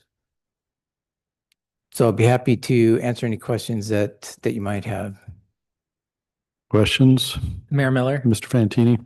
Thanks. I'm supportive of your path forward here. I had after the last meeting, did a lot of thinking and kind of little research, and I definitely feel like for me, a tiered plan is something that we should be looking to go to, and also possibly exploring taxing the water purveyors. But it feels like a very condensed timeline to get all that done in an effective way. So I am supportive of this, but I am also still very interested in pursuing that tiered structure along with some information around purveyors. This is an asterisk item, so I can see if any member of the public that was my fault. Any member of the public wishes to comment on this item? Okay, council. Mayor Miller. Ms. Moulton. I move to adopt ordinance 5011, increasing the utility tax by 2% from 7% to 9%. Second. Okay, motion by Ms. Moulton, a second by Ms. Hubick to adopt ordinance 5011. Any additional discussion? Mr. Franczak, vote please. Ms. Moulton, Yes. Mr. McDougall, Yes. Ms. Hubick. Yes. Mr. Fantini, Yes. Mr. Walters, Yes. Ms. Cleland McGrath. Yes. Motion carries. All right, thanks. Next up, 7E, ordinance 5012. Freeze the emergency reserve fund. Discussion with possible action. And Mr. Hoagland. Thank you, Mayor. So as we talked about a little bit earlier, this would leave the emergency reserve fund at 5.3 million for fiscal year 26. As I said, just a kind of a proactive move to try and conserve unrestricted operating cash from being moved from that line into the rainy day fund. Happy to answer any questions that council may have. All right, any member of the public before I turn it over to council? All right, council. Mayor Miller. Mr. Walters. Thanks to Mr. Hoagland for amending the text of the ordinance to make this only a one-year adjustment. I do think in the future, we should maybe quit calling it the rainy day fund, because that confuses a little bit with the general fund, the various other funds, but the rainy day reserve helps free us up a little bit of cash for next year. And if this is a one-year thing, I guess we can try it. I move approval of the ordinance as presented. Second. Motion by Mr. Walters and a second by Ms. Hubick to approve ordinance 5012. Additional discussion. Mr. Franczak, vote please. Mr. McDougall, Yes. Ms. Hubick. Yes. Mr. Fantini, Yes. Mr. Walters, Yes. Ms. Cleland McGrath, Yes. Ms. Moulton. Yes. Motion carries. All right, 7F now, ordinance 5014, 2025 development regulation amendments. This is a discussion item only. And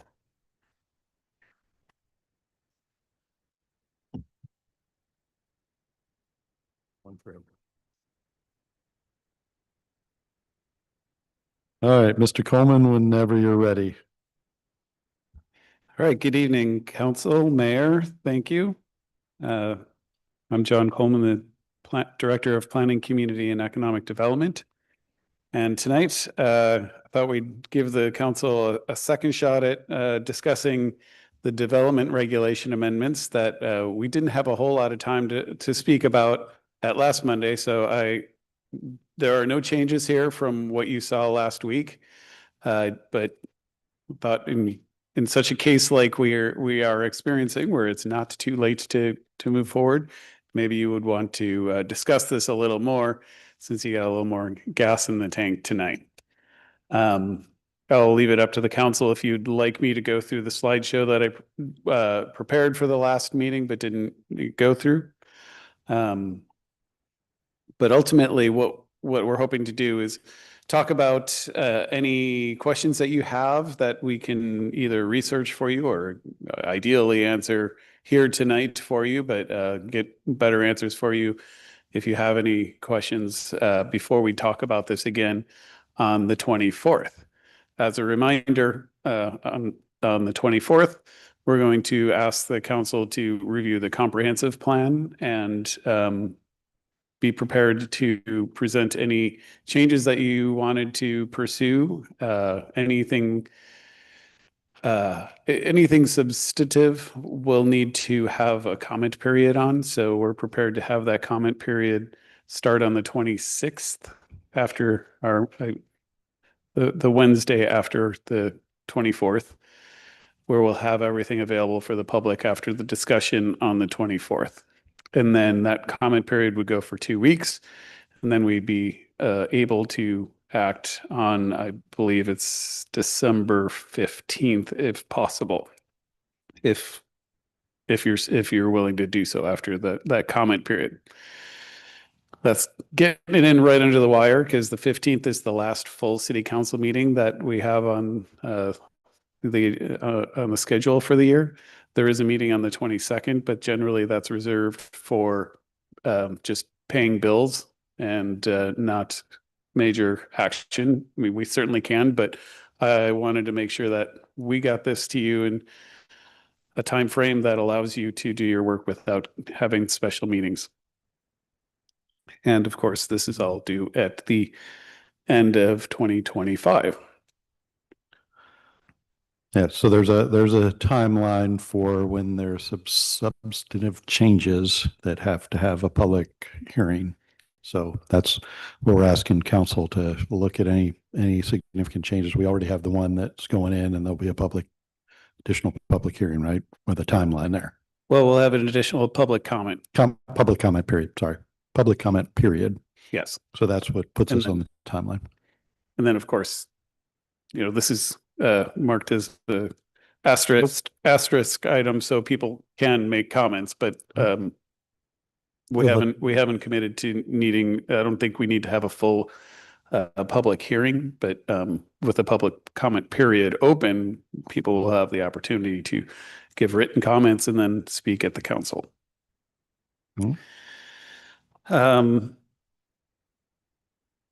So that is what we're hoping to achieve. I'll go through this presentation fairly quickly because you've seen a lot of this information. And then the important thing is, by the 24th, any substantive changes need to be available for us to process. We do know that there are a couple of changes that are going to be necessary. We got some comments from the Department of Commerce, so we'll probably need to make some changes to these related to that. And then we know in the comp plan, which is not what we're talking about tonight, we know that we need to get a tree canopy discussion in their NMAP. So I think I did mention this last time, the October 22nd, Planning Commission recommended approval of the draft development regulation amendments. And so that is technically what is prepared and presented in this package. Their changes to the development and regulations are summarized in Exhibit D of the staff memo.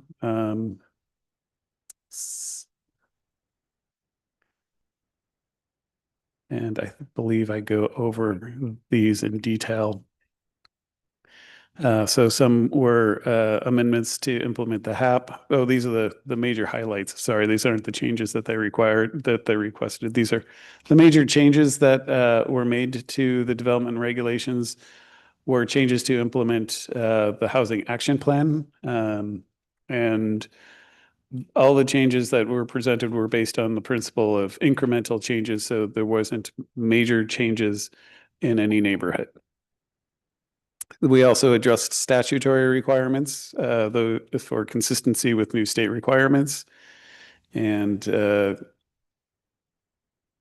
complete the 2021 comprehensive plan update requests, and requested amendments proposed by citizens that were included in the 2025 docket, and updated zoning map to match the future land use map, which we went over pretty much detail at our last meeting.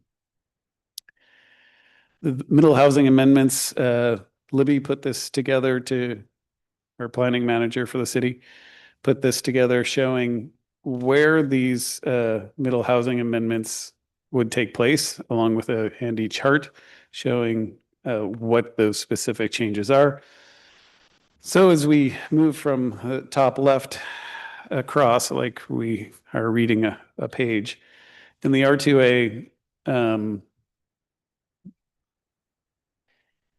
would be allowing small duplexes, triplexes, and townhouses. And you can see that there's some down on the bottom right there, it's cross-referenced. These have unit size limitations, so small duplexes are limited to 1,000 to 1,400 square feet. Triplexes only allowed on alley loading lots, which in the R2 is not going to be a lot, but in the R2A there are several roads with alleys, and townhouses same, only allowed on alley loaded lots, and unit lot sizes are limited. In the R2, the changes, the small duplexes. And in Old Town, we would allow small duplexes, triplexes, townhouses. In the R4 and R4A, which are already our high density zones, we changed the co-living requirements to meet state requirements. In the R3 and R3A, which is the kind of a medium to high density area, small duplexes would be allowed. And on the R1, the changes to allow cottages. And in the bottom left, you can see we also some of the changes are to the lot sizes. And so these show the lot size changes. You can see, for example, in this chart, the small duplexes here, currently there isn't something like that in the code, so everything, those are all new lot sizes. Otherwise, if something is scratched out and provide, and then the new underlined would be the proposed new sizes, minimum lot size for each of those types in each of the zones. So hopefully this chart makes sense and is helpful.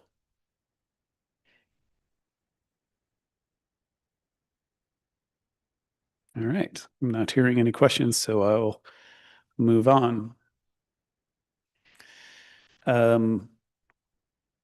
Exhibit E of the staff report includes the Planning Commission's recommendations. I put a handy photo of what that document looks like, because I know there's several documents in there and it gets a little confusing. So we tried to make it obvious and clear with our naming routines with exhibits and attachments. This recommendation has 3 attachments. The recorded motion, which has the attachment A is the draft development regulations. That's the large 111 pages showing strike through and underline. Attachment B includes additional changes to that original draft as recommended by the Planning Commission. And that's 6 pages. The Planning Commission's additional changes are not included in that bigger 111-page document. That just as is, that went to the public for review in September. And attachment C is the zoning map. We'll go through some of these. You can see attachment B is the 23 additional changes that were recommended by the Planning Commission. Notably, 1 through 18 were things that staff recommended. Those weren't something that the Planning Commission just was, as they were going through, said, let's change these. These are things that we discovered along the process that we made recommended changes to. 19 through 23 were things that the Planning Commission saw and requested amendments. I don't really want to go through line item through all 23. I will if you find it helpful. Oh, I'm pretty sure council can read, but again, I keep going back to the important thing, like, you know, if a majority of council says, I want to change X, Y, Z, then that gets added to a public hearing. So something significant, that's what we have to make sure that that's Mayor highlighted. Miller. Mr. Walters. We talked about number 8 last week. Recommended denial of docket item ledge 2024 to amend 1942-120 to remove or clarify the requirement for buildings in the CBD and MMU. Okay, yes, we talked about that at length, yes. And I thought our consensus was that we were going to evolve that a little bit.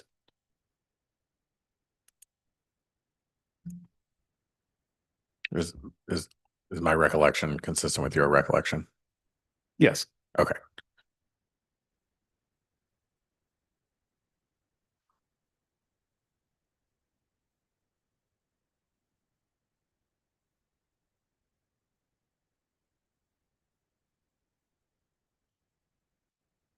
So I did include all of them. If there was any that the council wanted to discuss tonight, I can navigate to any of those 23. Otherwise, that's about all that I had presented, ready to present to you tonight. Mayor Miller, Ms. Bolton? I'd like to have a discussion about number 12, the zone-specific standards for indoor recreation and the light manufacturing one and industrial zones.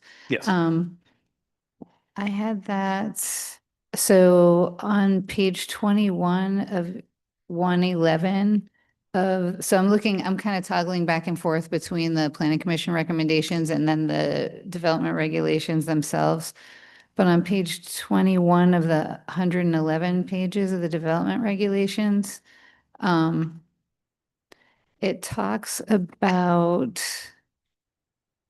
sorry. So there's a note here from staff. And so this is about, say, pickleball, indoor volleyball, gymnastics, and it's one of the notes here says, consider if restrictions on certain uses like theaters or pools would be appropriate, and whether restrictions on locating near the water in the industrial zone should be considered to retain waterfront industrial land for that purpose. So my question for council is, and staff, are we concerned? I mean, we've talked about pickleball. Obviously, we need a spot for indoor. Are we concerned at all about losing some of that light manufacturing space or industrial space, particularly by the water? Because we only have so much of that, and we're not likely to turn, nor are future councils likely to turn other zoning back into industrial or light manufacturing. And I don't know how big of an issue this is, but I just thought I just wanted to bring it up to hear what other people thought.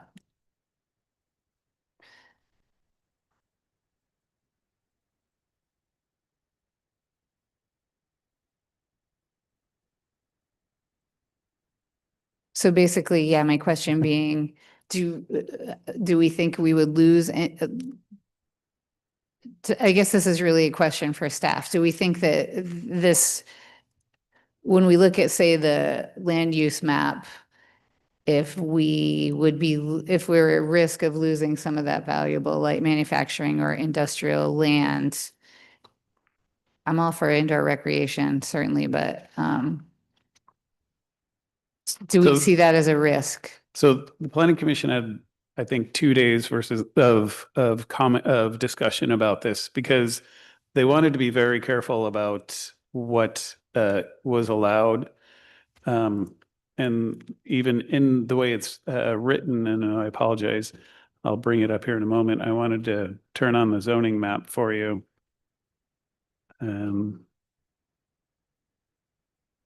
So everybody can see the industrial area of which you speak. So the industrial area is spanning from just around 30th, at least near the water, down to Fidalgo Bay Road. And so in that area is a lot of boat storage, Buddies by the Bay and Fidalgo Marina, and then more boat storage up here. But this is Seattle Yachts and Banana Belt. So those are the areas that I think would be close to the water that there would be concern. So that brings me back to your additional point that you brought up, which was, did we consider what the impacts of those types of uses were? And yes, I'm trying to go back to the criteria that the Planning Commission ultimately came up with here. Apologize as I navigate around. We included some information. Recreational uses must be designed to minimize conflicts with industrial operations, including noise, truck access, and hours of operation. The maximum occupancy for such facilities must not exceed 30 people unless it is demonstrated by the applicant that higher occupancy will not disrupt industrial uses. So that's the criteria that we're using. So we wanted to make sure that we were allowing for small scale things like gyms, like CrossFit gyms and other uses that might have people there on hours outside of general operation hours of an industrial zone. So we didn't want to have it something where kids might be coming down there during the day while there's a lot going on. That was a big concern. But in the evenings, parents driving down with their kids to go to a small gymnastics area in a small industrial building might be more acceptable. There is still some concern about that, having kids around in an industrial area. But we recognize that that's where these things tend to happen, especially, CrossFit gyms. But we didn't think like movie theaters or other large scale things were appropriate for that area, because we wanted to make sure that we didn't lose that industrial use. So walking that line between having the industrial property available for industrial uses and also reflecting what often we see in there, not just in Anacortes, but in other cities, some of these small scale gyms and other uses. So we'll carefully went through all the types of indoor recreation uses that are in our zoning code and made judgment calls on which ones seemed most appropriate for that area based on the criteria we've identified in this draft.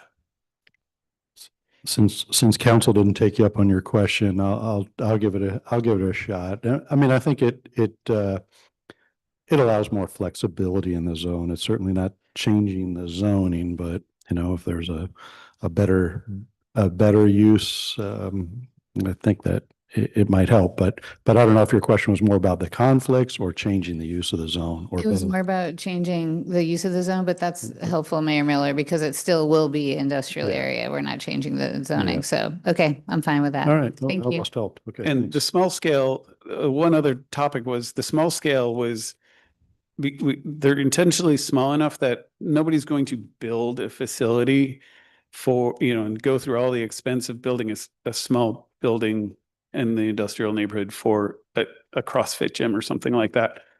But they might occupy a vacant space and because it's a reasonable price, but especially near the waterfront, the cost of building is going to prohibit a lot of these uses and keep it and our the shoreline regulations also will apply. Thank you. Mayor Miller. Mr. Walters. I think if we really wanted to keep them small, we would not provide for that last clause that says, unless it is demonstrated by the applicant that a higher occupancy will not disrupt industrial uses. There was a lot of debate around that point too. I think being specific and clear. We originally were kicking around, I think, 25 people, and then we actually went through the exercise of imagining how many people are in like a CrossFit gym or a gymnastics class or something like that, and we felt 25 was pretty low. And then the conversation evolved to, okay, well, 30 is better. But we can't imagine every scenario. So that's why that clause got put in there to be, if it can be truly demonstrated that it's reasonable, then we might be open to it. Well, and I think that the problem really isn't the recreational use disrupting the industrial use. Usually we think about industrial uses disrupting other uses. I think it's really the recreational use using up the available land for the industrial use. So I don't think that really, it doesn't get at that concern. Also, I would note that this would seem to prohibit the indoor recreation youth center that we've been talking about south of the skate park.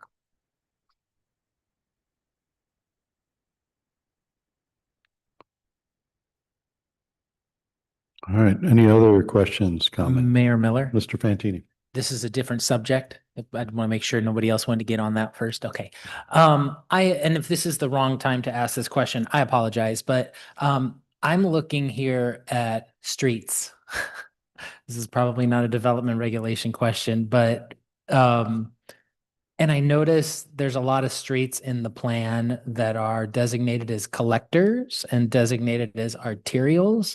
But I did notice one significant street missing, or at least in my opinion, missing from that list, and that's Kansas Avenue, which I feel like funnels a significant amount of traffic with all the new development that has happened over the past 10 years, whether it be Rock Ridge and if we're going to be increasing density in the R2A zone, which Kansas runs right through, I don't know if anybody else feels like that is kind of an important street to designate as more than just a local street, especially when we're looking at wanting to do work to that street and potentially opening it up for potential grant funding opportunities. I think if we are missing that as a call out for an important, whether it be collector or arterial, I do think that is a miss. Thoughts? Mayor Miller, Ms. Hubick. don't we have to complete the CFP work to actually add sidewalks in order for it to be classified as a collector or an arterial? Aren't there certain things that have to be met to receive that classification?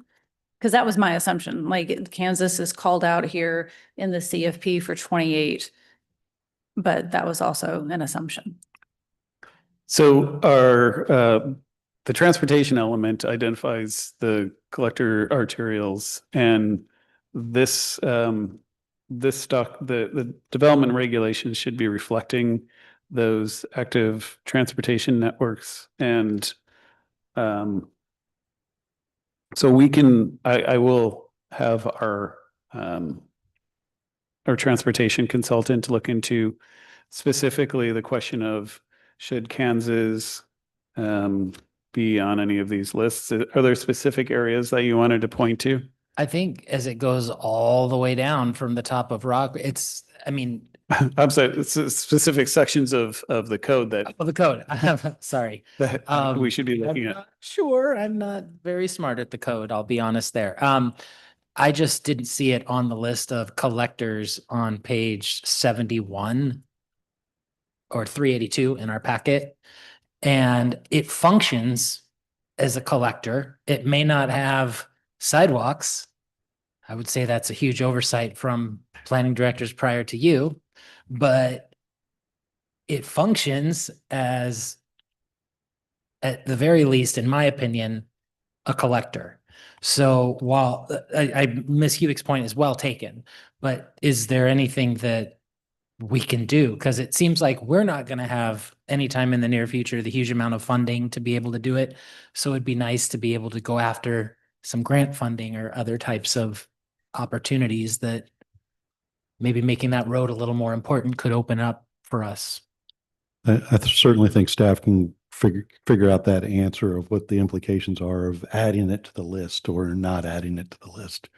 Great, thank you. Mayor Miller. Mr. Walters. I think Mr. Fantini raises an excellent point with respect to that road. However, I have a larger concern over this entire section because we list streets and street segments over and over and over again in the code. But we also have a map. I think the map is somewhat more easy to read, accurate, easy to follow, and need not be duplicated in the code. But then also the code goes on to say that, you know, some sections, let me see here, for example, on a page,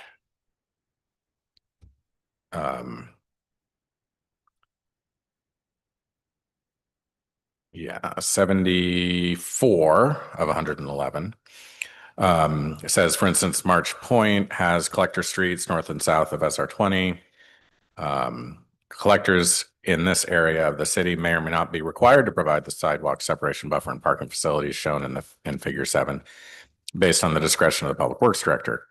And there's several sections where it says based on the discretion of the public works director, based on the discretion of the public works director, which is abdicating our authority to figure out where we should have sidewalks or other facilities. There's another section in here, and I'm not going to find the page immediately, but it's clearly referring to neighborhoods such as the Cap Santa neighborhood that doesn't have sidewalks, doesn't want sidewalks, shouldn't get sidewalks, shouldn't be required to provide sidewalks.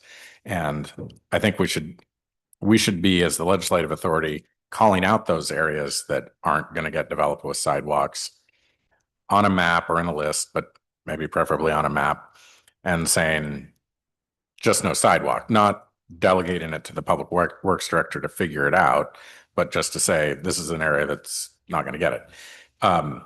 There's another bigger problem, though, and that is that we have had some standards in the code for a while now, and we haven't been applying them evenly.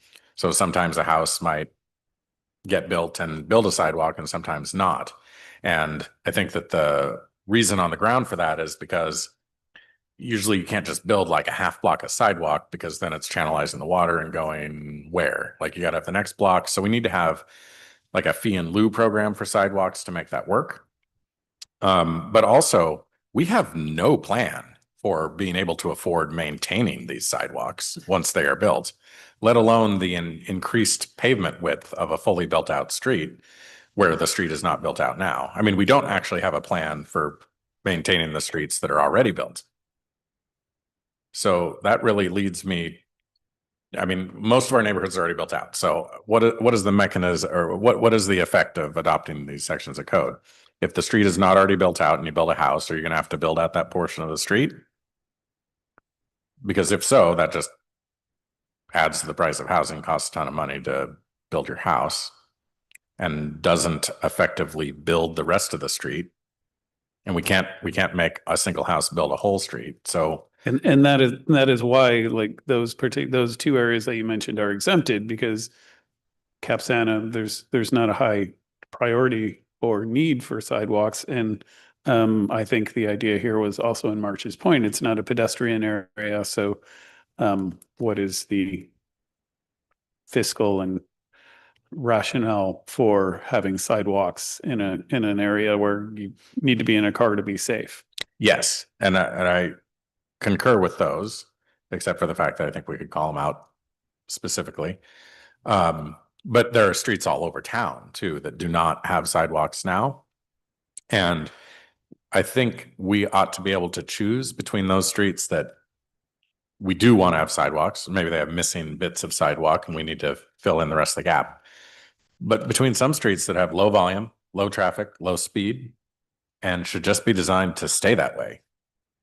I mean, I see people in my neighborhood pushing their strollers on the street, not on the sidewalk, because the sidewalk has gaps and is uneven. And there's not enough traffic in the street to worry about. My fundamental problem is we do not have enough money for all the things that we have always said that we wanted. And we need to start making choices about what we really want when what we have to have versus what we could make do with less. The WUNRF is called out in our code elsewhere, not in this section, but as an option, I hope it still is. I hope it wasn't struck. Which is that Dutch road with a different surface, multimodal, so you don't have to have sidewalks and you can have a narrower width. WUNRFs. Yeah. Is that still in here? Do you happen to know? I don't think we changed any of the WUNRF language. But that's like an option in other places. And in my mind, it's a pretty good option for low volume, low traffic, low speed streets. Mayor Miller, what's that called again? Yeah, Mr. Fantini, go ahead. Somebody's going to try to do their best Dutch, and I don't have it. Yeah. WUNRF. All right. Just curious what that is. So around this topic, I think these are great questions that next week we'll have. I'll do my best to have our transportation consultant here, and he will be prepared for a discussion of all those details. And if the answers that you seek are already in there, he can point that out to us, or provide us the rationale for why they're not there for you. And then if you're not satisfied with the answers that we get there, then perhaps we propose some changes. With those, you got to be careful that it starts to spider web out as you make changes to the transportation element, the things related to the transportation element. But not to say that we shouldn't, just be aware.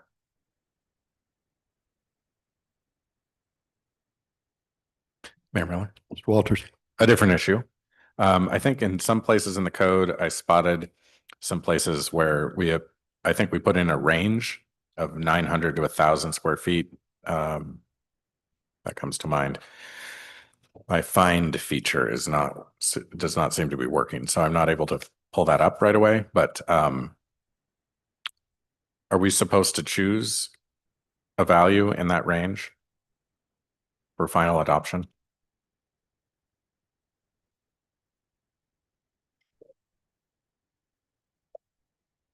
Oh, I found one. Page 42.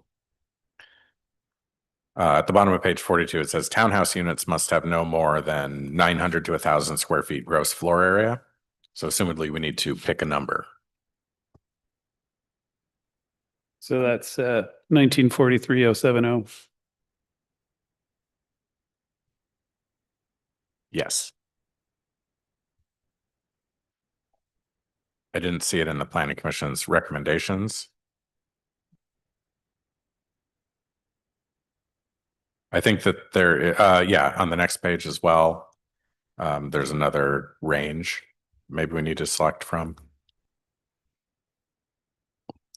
Or is that a range that the applicant's going to ask for, No. and it needs to be in the range? It needs to be a solid number. Okay. Yeah. All right. Just making So sure. we would love the Give us the solid. city council's decision, recommendation on that one. Does staff have a recommendation on that? 900 to 1,000. Though the staff will come back and with a We good can come back with recommendation. a recommendation, yes. Mayor Miller, Ms. Moulton. can we look at page 126 of our packets? And that is lot size and development intensity, form and intensity standards for residential use. Can you give the other page number too? Okay, 126 of the packet, page 23 of 111 of the development regulations. And it's table 19.42.020. So it talks about lot size for single family dwelling minimums. That's the top section.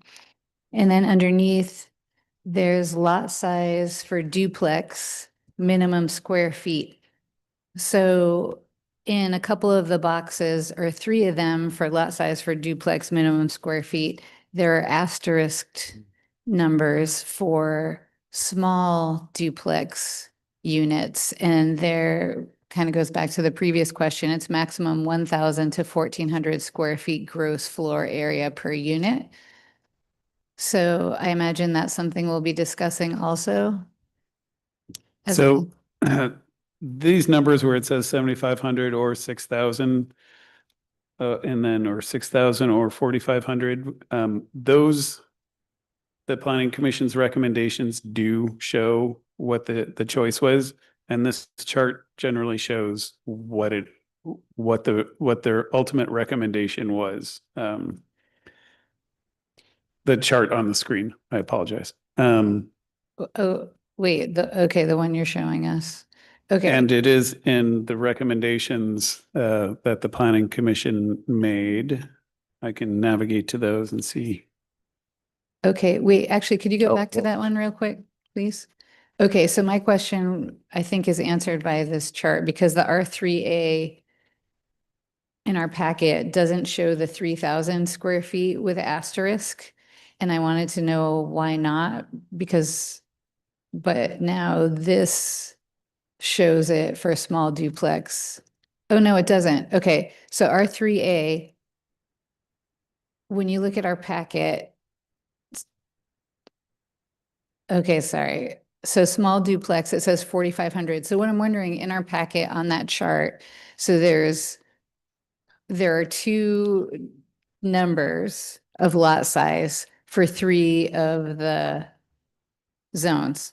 So that's R2A, R3 in Old Town. But R3A doesn't have, and so those smaller lot sizes correspond to the lot size for a single family dwelling in the row above. But in R3A, there's a 3,000 square foot minimum for a single family dwelling, yet for lot size for a small duplex isn't listed as 3,000 underneath, which is different than the other three boxes. I see exactly what you're saying. So you see originally the lot size for a duplex was in the R3A was 5,000. Yes. So went with a small reduction to keep it from going without it being too extreme of a change. And before you want to get too debate that too much, we don't have an R3A zone. We have zoning code for it, so we couldn't create it, but we actually don't have any areas in the city that are zoned R3A. Okay, but this is still inconsistent if we do this sometimes, and we do still have this column. So my question is, why can't we have a 3,000 minimum square feet for a small size duplex if you can build a single family dwelling on that size lot of 3,000 square feet? Why isn't it's inconsistent to me, and I don't see why you can't do a small duplex if you can do a single family residence. Is it because if you did 2,000 square feet, the lot coverage would be more than 60, it would be like 67% of the lot? It would be, that would be very small. Also, for what it's worth, in the R2 and R2A, the planning commission ultimate recommendation is to go with the larger of those two sizes, not the 6,000 or 4,500. but instead the 7,500 in the R2A and 6,000 in the R3. So they didn't reduce it drastic. They didn't choose the ones that reduced it. And those smaller ones with the asterisk, that would be limited size to small unit duplexes. Right. So, okay. So I would appreciate knowing like the nature of that discussion because I was operating as if what we see in our packet. This So also is what was going to be proposed. So it's hard sometimes to toggle back between the packet and the planning commission recommendations and this map. Yep. And when you're looking at page 23 of the document and you see that, so for example, you were talking about the R3A going from 5,000 to 4,500. That's what was in the HAP, the Housing Action Plan. So we were just using what was proposed in the Housing Action Plan. Right. That's not my question though. So my question is, okay, so now that I know those asterisk numbers have been eliminated, I think that that's something that we don't need to talk about it now because I just like unloaded this on everyone, but I'm wondering why we can't have small duplexes on those size lots where you can have a single family home.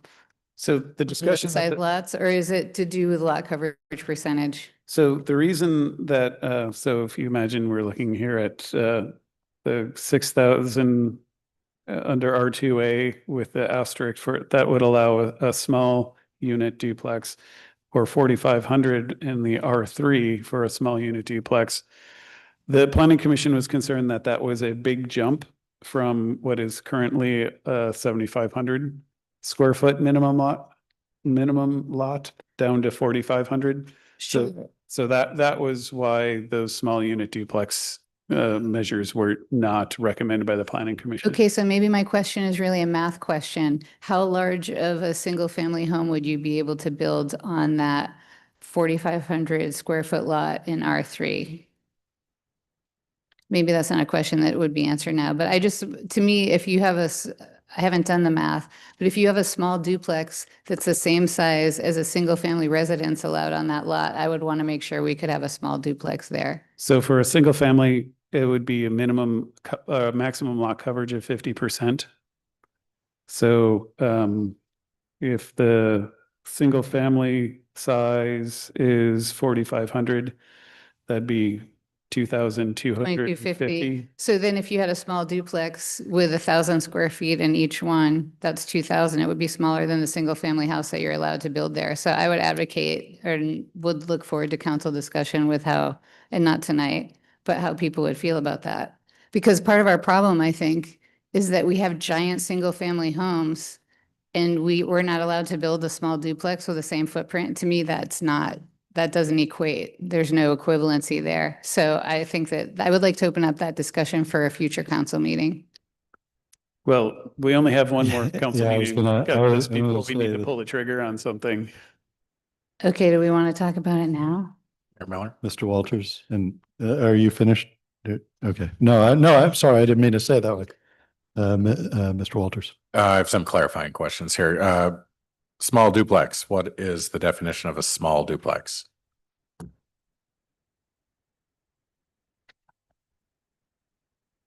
Mayor Miller. Ms. Moulton. Well, in the little note next to the asterisk, it says maximum 1,000 to 1,400 square feet gross floor area per unit. If we're going by that, it looks to me like we would decide that range. Yes. Is that what we mean by small duplex? Yes. Do we ever define small duplex as a term? I didn't find it in the definition, residential design standards, nor the definition section. I'm very sure that we had thought we had a clickable connection to that.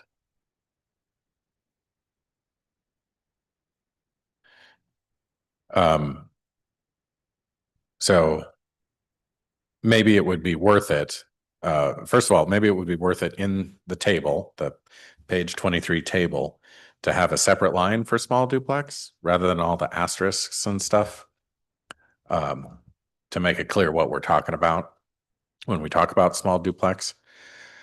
I find the discussion about R3A a little hazy since it's not mapped. I like to think about, what lots have already been platted, what size lots have already been platted and are typical in the area that's platted or that's zoned. And then for me, it can be more clear as to what reasonably could get built there. Because if you have a minimum lot size, and if there's a minimum lot size in R3 of 4,500, but all the lots are zoned at 3,000, then you're not going to get anybody dividing their lot in half, because maybe they have two 3,000 square foot lots, right? Because historically when they were 3,000, they bought two, so now they've got a 6,000 square foot lot. They're not going to divide their lot in half to build one of these things when 4,500 is the minimum. They need to keep the 6,000 together in order to have a 4,500 minimum. So without knowing where a zone is mapped and then what the typical lot size is in the zone, it's kind of hard to know what these numbers should look like. But also I look forward to some future where we might see more stacked flats. So if you could build a single family residence and it had 2 stories, that could be a duplex. Maybe it doesn't qualify as a primary unit and an ADU because maybe it exceeds the ADU threshold of 1,000 square feet.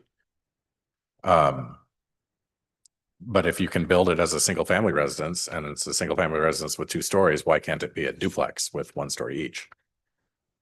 That would weigh in favor of what Ms. Molden is saying about harmonizing the SFR and the small duplex numbers. Again, I don't care about R3A, but maybe R3, R2A, maybe we should be looking at those numbers and making sure they're matching what reasonably can be achieved with the typical lot sizes. Mayor Miller, Mr. Fantini. I have a question. So this magical R3A that doesn't appear, I'm just very confused. So we have an R3A zone on paper, but we don't really have an R3A zone, or like how can you just, I'm sorry, if anybody's watching this at home, they have to be confused. We're talking about an R3A zone, but it doesn't seem to exist. So I believe in 2016, we created the R3A zone with the intent of someday finding property within the city that is appropriate to be zoned R3A. We have not gone through the exercise of looking for R3A zoning, largely because when we did our land capacity analysis, we showed that we had enough capacity for our housing. And so it just wasn't a priority for us to change somebody's zoning on them. We've been focusing on the HAP, the Housing Action Plan recommendations of keeping of doing incremental changes like these to enable a little bit of infill housing. I believe at one point Makers, our consultant that did the housing action plan, said, it wasn't worth doing the R3A, and they've even recommended getting rid of it, but we've just left it on paper in case in the future we need it. And then I guess my only other question would be R3 and R3A are in the same box. What's the difference between R3 and R3A? And I'm sorry for taking us down this rabbit hole, but R3A allows for a little bit more density than the R3. Slightly smaller lots. Okay. But we don't have an R3A. We don't have any land designated as R3A. Right? Correct. Okay. Mayor Miller.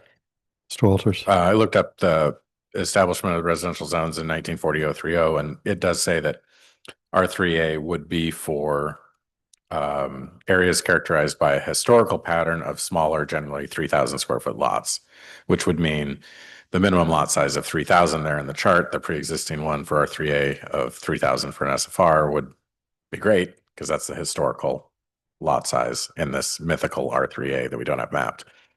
But especially since it would have no effect on the ground, I think we should just change that 4,500 to 3,000 Because then it would be consistent with the whole rest of the chart, as Ms. Moulton points out. No effect on the ground. For the R3? For the R3A. For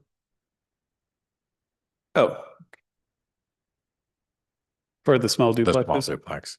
But I also really like the idea of inserting the word small duplex into the chart so that we can figure it out without the asterisks. Yeah, and that's not a substantive change. That'd just make it easier. Yeah.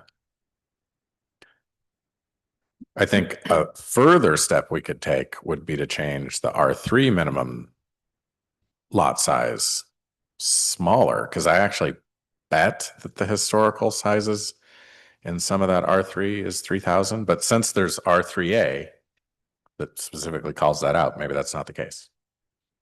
Anyway. So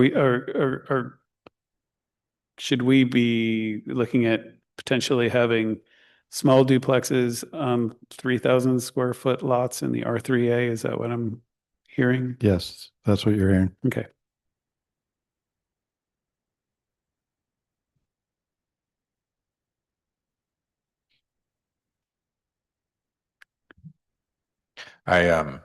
Since I still Yeah, it seems to me that we might create this 4,500 square foot minimum lot for small duplexes, and maybe nobody will be able to take advantage of it because they won't be able to, unless they have 4 lots side by side and then can recombine and subdivide, and they're unbuilt.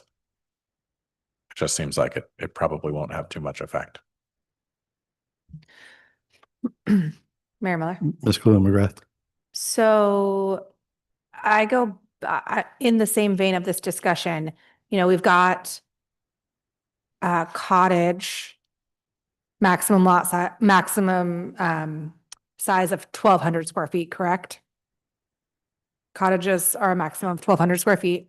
Yes. We've got ADUs that are 1,000. I'm assuming we have to go up to 1,000, and that's the recommended for this.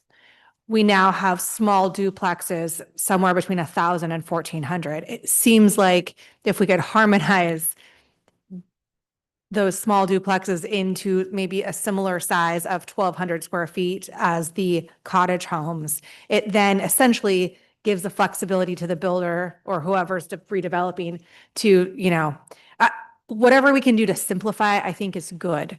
I think that we also know that if the ADUs do not require the hookup fees, right? Which they currently don't. Which they currently don't. So I think we should encourage the option of having some more flexibility and make it appealing to do a small duplex or a cottage homes, because those are the types that, with the intent of people being able to purchase and build equity and own something, that is those small duplexes and cottage homes kind of are that appealing thing versus ADUs that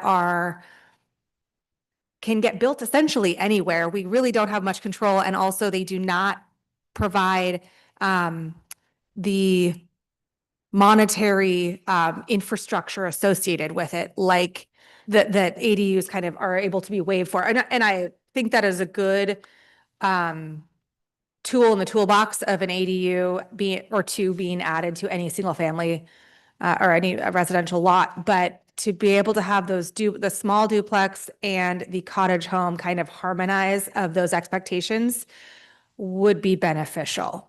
I don't know how other people feel, but I think we should discuss that.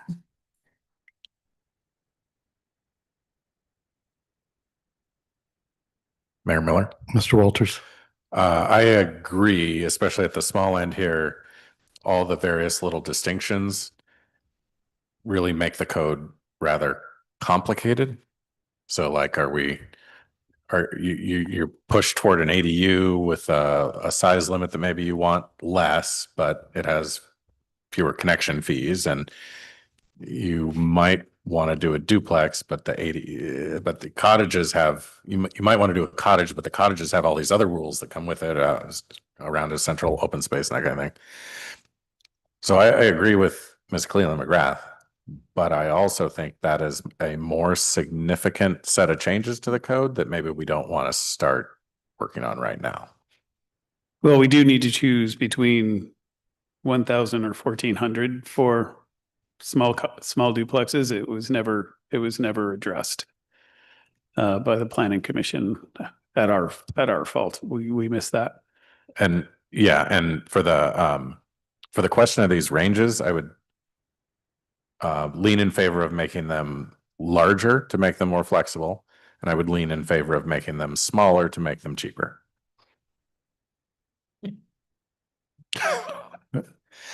We also have to consider that we're reducing the lot size, so a larger one such as 1,400 might be a challenge. But that would be fine because they're constrained by the other criteria, right? So they don't have to fit the larger one on there. They can. Mayor Miller. Ms. McGrath. Well, and I agree with what Mr. Walter said, but I also know that the feedback we've received on some of the cottages that have been built, having an extra couple hundred square feet allows for that office flex space that some folks, that makes it more appealing to build, makes it more appealing to the buyer. I don't know if that is valid since the goal is to keep them affordable, but also if we need things built and it's 200 square feet difference and we're getting just inventory, new inventory being added, and it is ultimately a more appealing product, maybe we do the 1,400 square feet. Not for the cottage, because I don't think we want to change the cottage, but for the small duplex, knowing that they still have to meet all of the other criteria. So may not be feasible, but at least they have the flexibility to get creative. All right. Well, I like where the conversation is going about coming up with a number because I think that's what you're going to need, right, Mr. Coleman?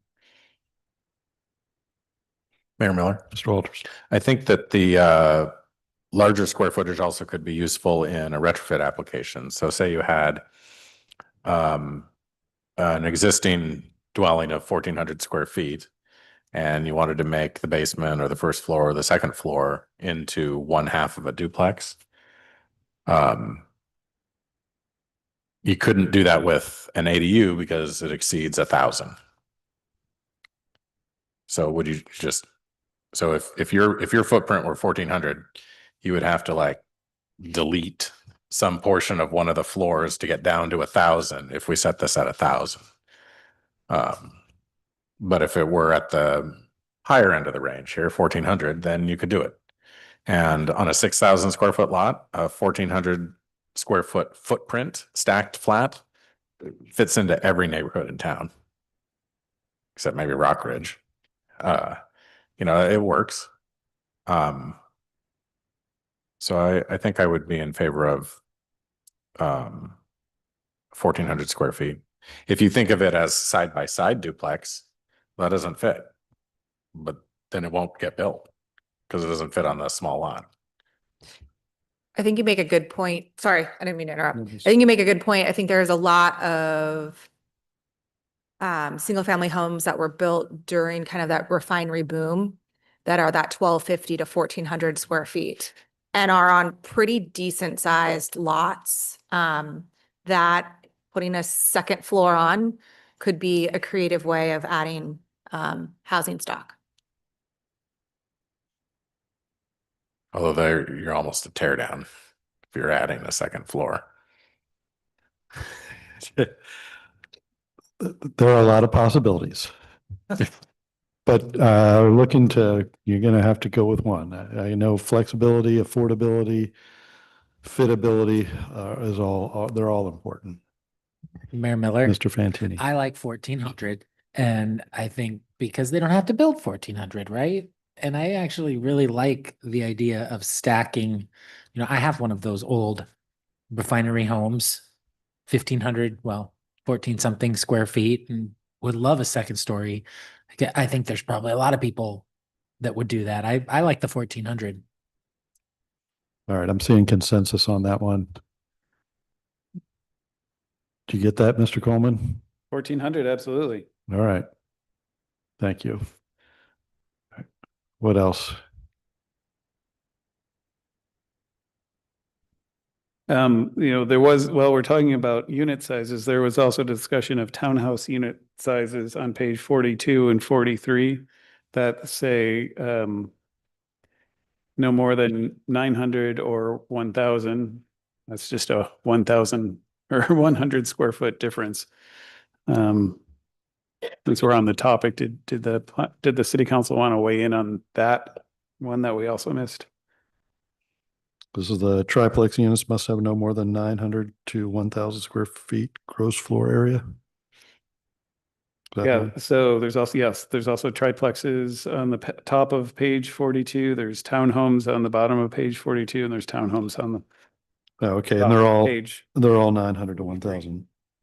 Okay, council, Mayor Miller, Ms. Moulton. going back to the conversation we just had, it seems like 1,000 would be reasonable because that's also the same as an ADU. And also if they don't fit, they'll get built smaller potentially. I'm seeing a majority of head nods on that, Mr. Coleman. So 1,000? Yep.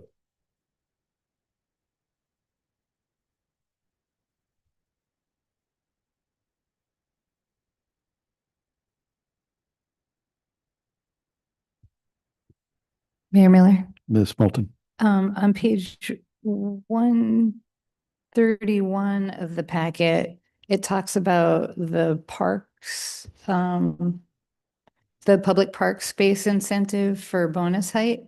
Can you give the other page number two? Sorry? The other page number is 28 of 111.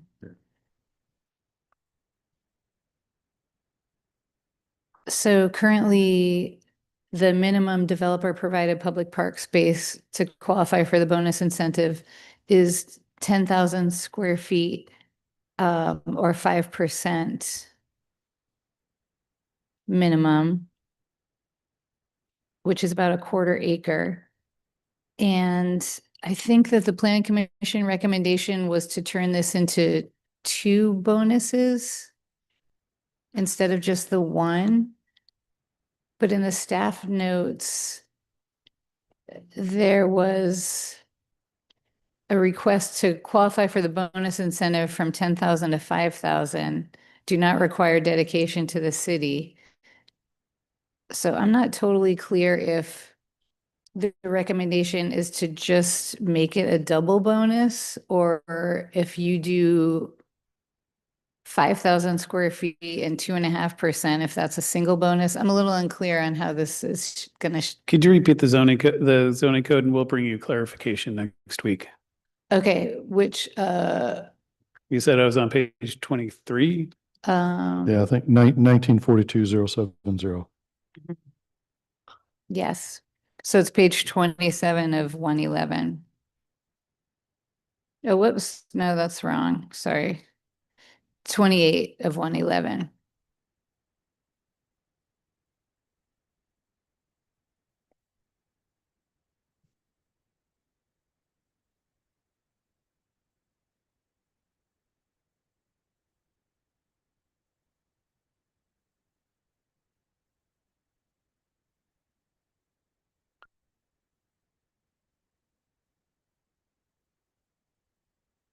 And I'm not sure I understood the question, but I think Mr. Coleman did. Mr. Coleman, you got? I'm looking for the planning commission recommendation gotcha. now too, sorry. No, it's okay. It's number 6. Number 6. Number says 6, okay, here it is. So my reading of it is that the planning commission recommendation is, instead of, as it stands, 5% of the gross floor area or 10,000 square feet currently qualifies for a bonus height incentive. But it looks like the planning commission recommends it now it qualifies for 2 bonus incentive elements, allowing for up to 20 feet of additional building height. So I didn't know, instead of just doubling this one, is there an option for a smaller park, like a 5,000 square foot park? for the single option. I just am not clear how this is, yeah, how this totally works.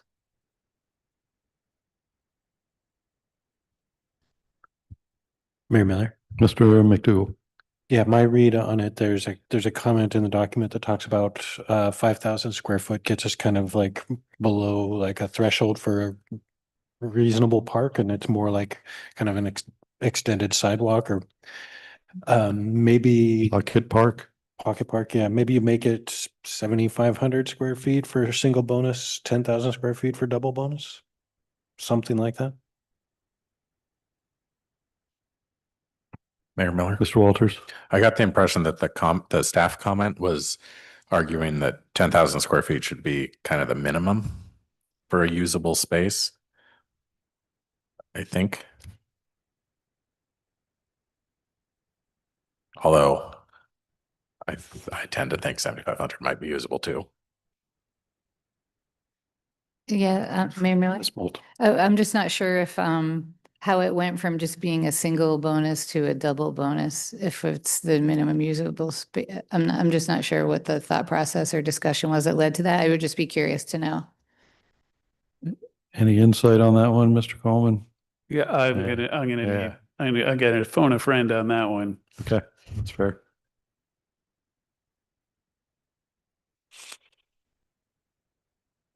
So is there any hard over language though without that insight that council wants to see there? Yeah, because I heard 7,500, but I think really you need the question answered about the double bonus first. Okay. Mayor Miller. Mr. Walters. I'm hopeful that next week we could see the revision to the step back language so that we know what we're actually talking about agreeing to. I was in Tempe this weekend, a lot of new residential structures, 5 and 6 stories. And I noticed that many of them had horizontal articulation rather than vertical step backs. So, or horizontal step backs. So like rather than a flat front across the street, there was a come all the way out to the street and then come in 5 feet and over and out rather than flat front up to the top level and then step back. I could see usefulness for both of those.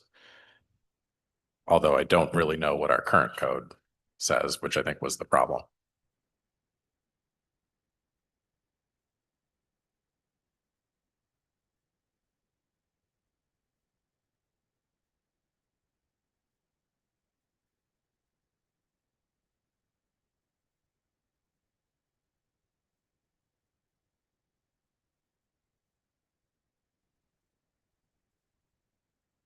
Mayor Miller. Moulton. I just have one more.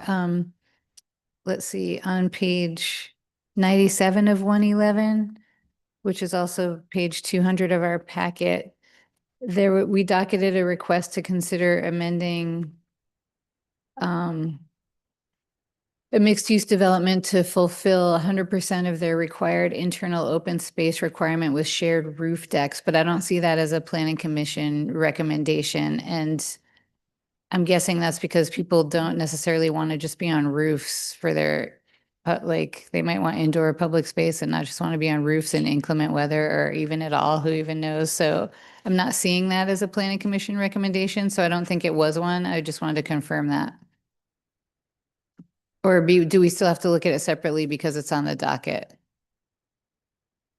So what you see in this, in the on page 97 would be what the recommendation is. The in green, if you have a colored. Oh, green. thank you. Is that what that is, Mr. Coleman? Yeah, the green is the new. Okay, so I'm reading it as 50%, not 100. Correct. Okay, And great. let's see, so that's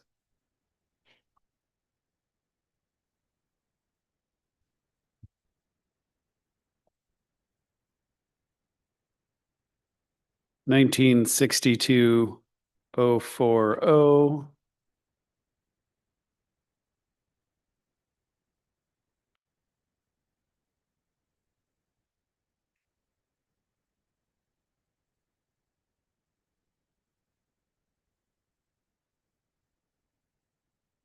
Yes, I don't see any changes to 1962-040 in the planning commission's recommendations. Okay. These are out of HAP or council Thanks. inputs.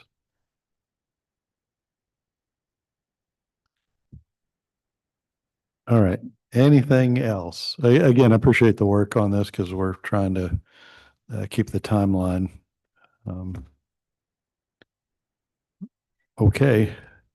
Mayor Miller. Mr. Walters. We're proposing to change assisted living facility from conditional use in R3, R3A, the non-existent R3A, and R4A to permitted. R4 is already permitted.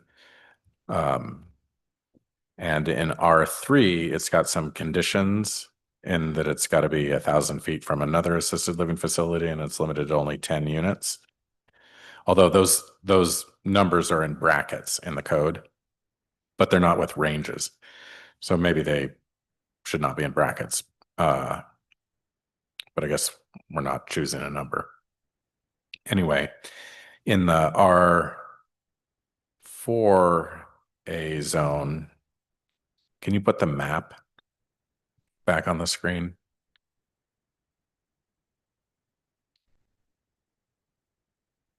Okay, so there's only that one little section of R4A, right? Where's the second one? The two magenta areas. West End. Oh, yeah. Okay, so the R4A seems kind of close to the R3 in at least its location, or to lower residential zones, because the other R4A at the west end is not by R2. I was just wondering if we want to apply the standards for assisted living for R3 to R4A as well.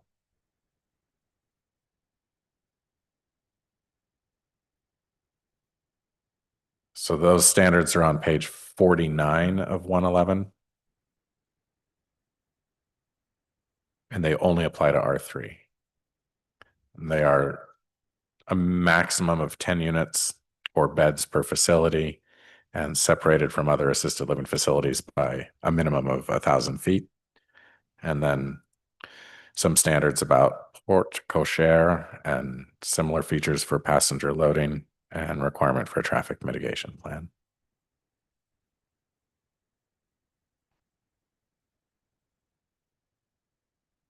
That one little section of R4A by the ops facility, it's pretty much all built out, I think. So it probably doesn't really matter there. Mayor Miller, Mr. Fantini. I don't have any problem with that. I just wonder for the assisted living, like if there will even be interest in building in that R4A spot, because it seems pretty far away from any kind of like serious infrastructure. Like, so I mean, we can do it. I don't have a problem with it. I just don't know if it's going to get utilized. Yeah, does the definition of assisted living allow for residential context? Because it's like the West End R4A is very residentially. Mayor Miller, Mr. Fantini. I was thinking more like things like banks and whatnot, because I have a lot of folks that come in from assisted living to get help at the bank. And so I just thought it's kind of far away from grocery stores, banks. Mayor Miller. Ms. Cleveland McGrath. Yeah, I wasn't thinking banks, but I was also just thinking about our EMS services and the need to have quick response times. That's using Station 3 pretty significantly. I don't see the benefit necessarily of doing it just for the West End out in Skyline. I think it's more beneficial and where as proposed.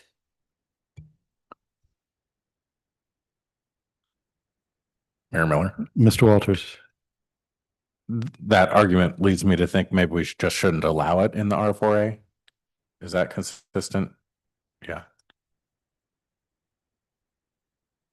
Assisted living should be closer in to the core. Well,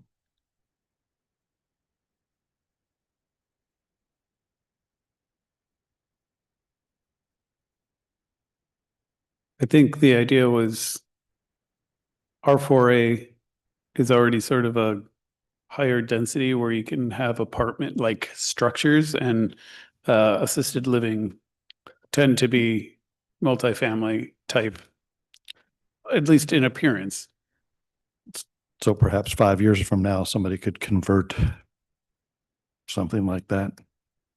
Yeah, or if there was they could, right now, under this change, from conditional, I mean, it's been conditional for a while, and so in the R4A, it would just be outright permitted. And the idea was it's in areas where you would already see multifamily buildings. Mayor Miller?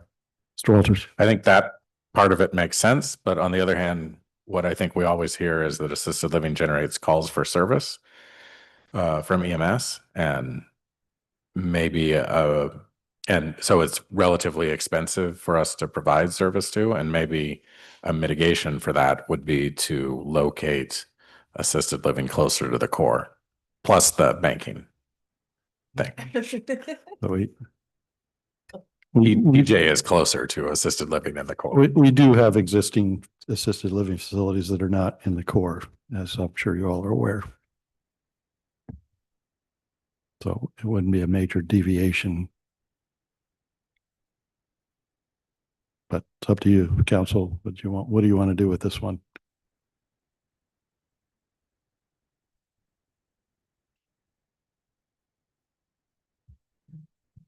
Ms. Clune-McGrath. I mean, I'm inclined to remove it from R4A, remove R4A from this whole situation of assisted living.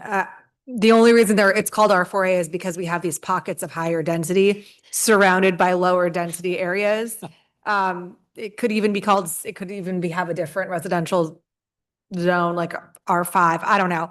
But I think that the purpose of putting having the R4, even referencing the assisted living, is to have it in that downtown core where there is access, there's walkability, and the response times for our level of service when it comes to EMS is incredibly important. And we're seeing a lot of communities talk about how expensive it is. It's happening in Burlington, just had a new facility built, and they were not expecting the number of calls that they are having to respond to. So we need to be conscientious of that, knowing that that's a real change in the future. Mayor Miller. Mr. Fantini? I would support that. Okay. I'm seeing a lot of seconds on removing it from the R4A. All right. Again, good discussion, because we're going to try to bring it back in the form of a draft that we're going to ask you to adopt. And that is going to be, one more time, remind me when that's going to be? So the plan was to have one final discussion on the 24th about this. That's right. So we'll try to bring as many as you can. We'll try to have all of these changes and any other changes that we see or need to happen, not really want at this point. So we'll bring those on the 24th, and perhaps council you'll still have an option to add things to the list there, because you can do this as long as you like, but we're going to discourage. But we made some good progress made, so I appreciate that. So yeah, maybe I was getting a little ahead, so there's still a little time to work it. All right. Okay. Thank you, Mr. Coleman. All right, item 7G, Resolution 3188, City Council Procedures, Discussion, Possible Action. Staff says this is a 15-minute. Ready to go? Mayor Miller.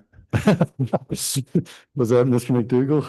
Or I move to postpone this item. all Mayor right. Miller. Ideally till January. I would second that, but I might suggest a different strategy for the agenda next time, that maybe we put that 15-minute discussion as the first old business item, because otherwise I feel that we may just continue to Okay, the item is tabled and we'll take that suggestion. No further action before the council. I'll adjourn tonight's meeting. Thank you.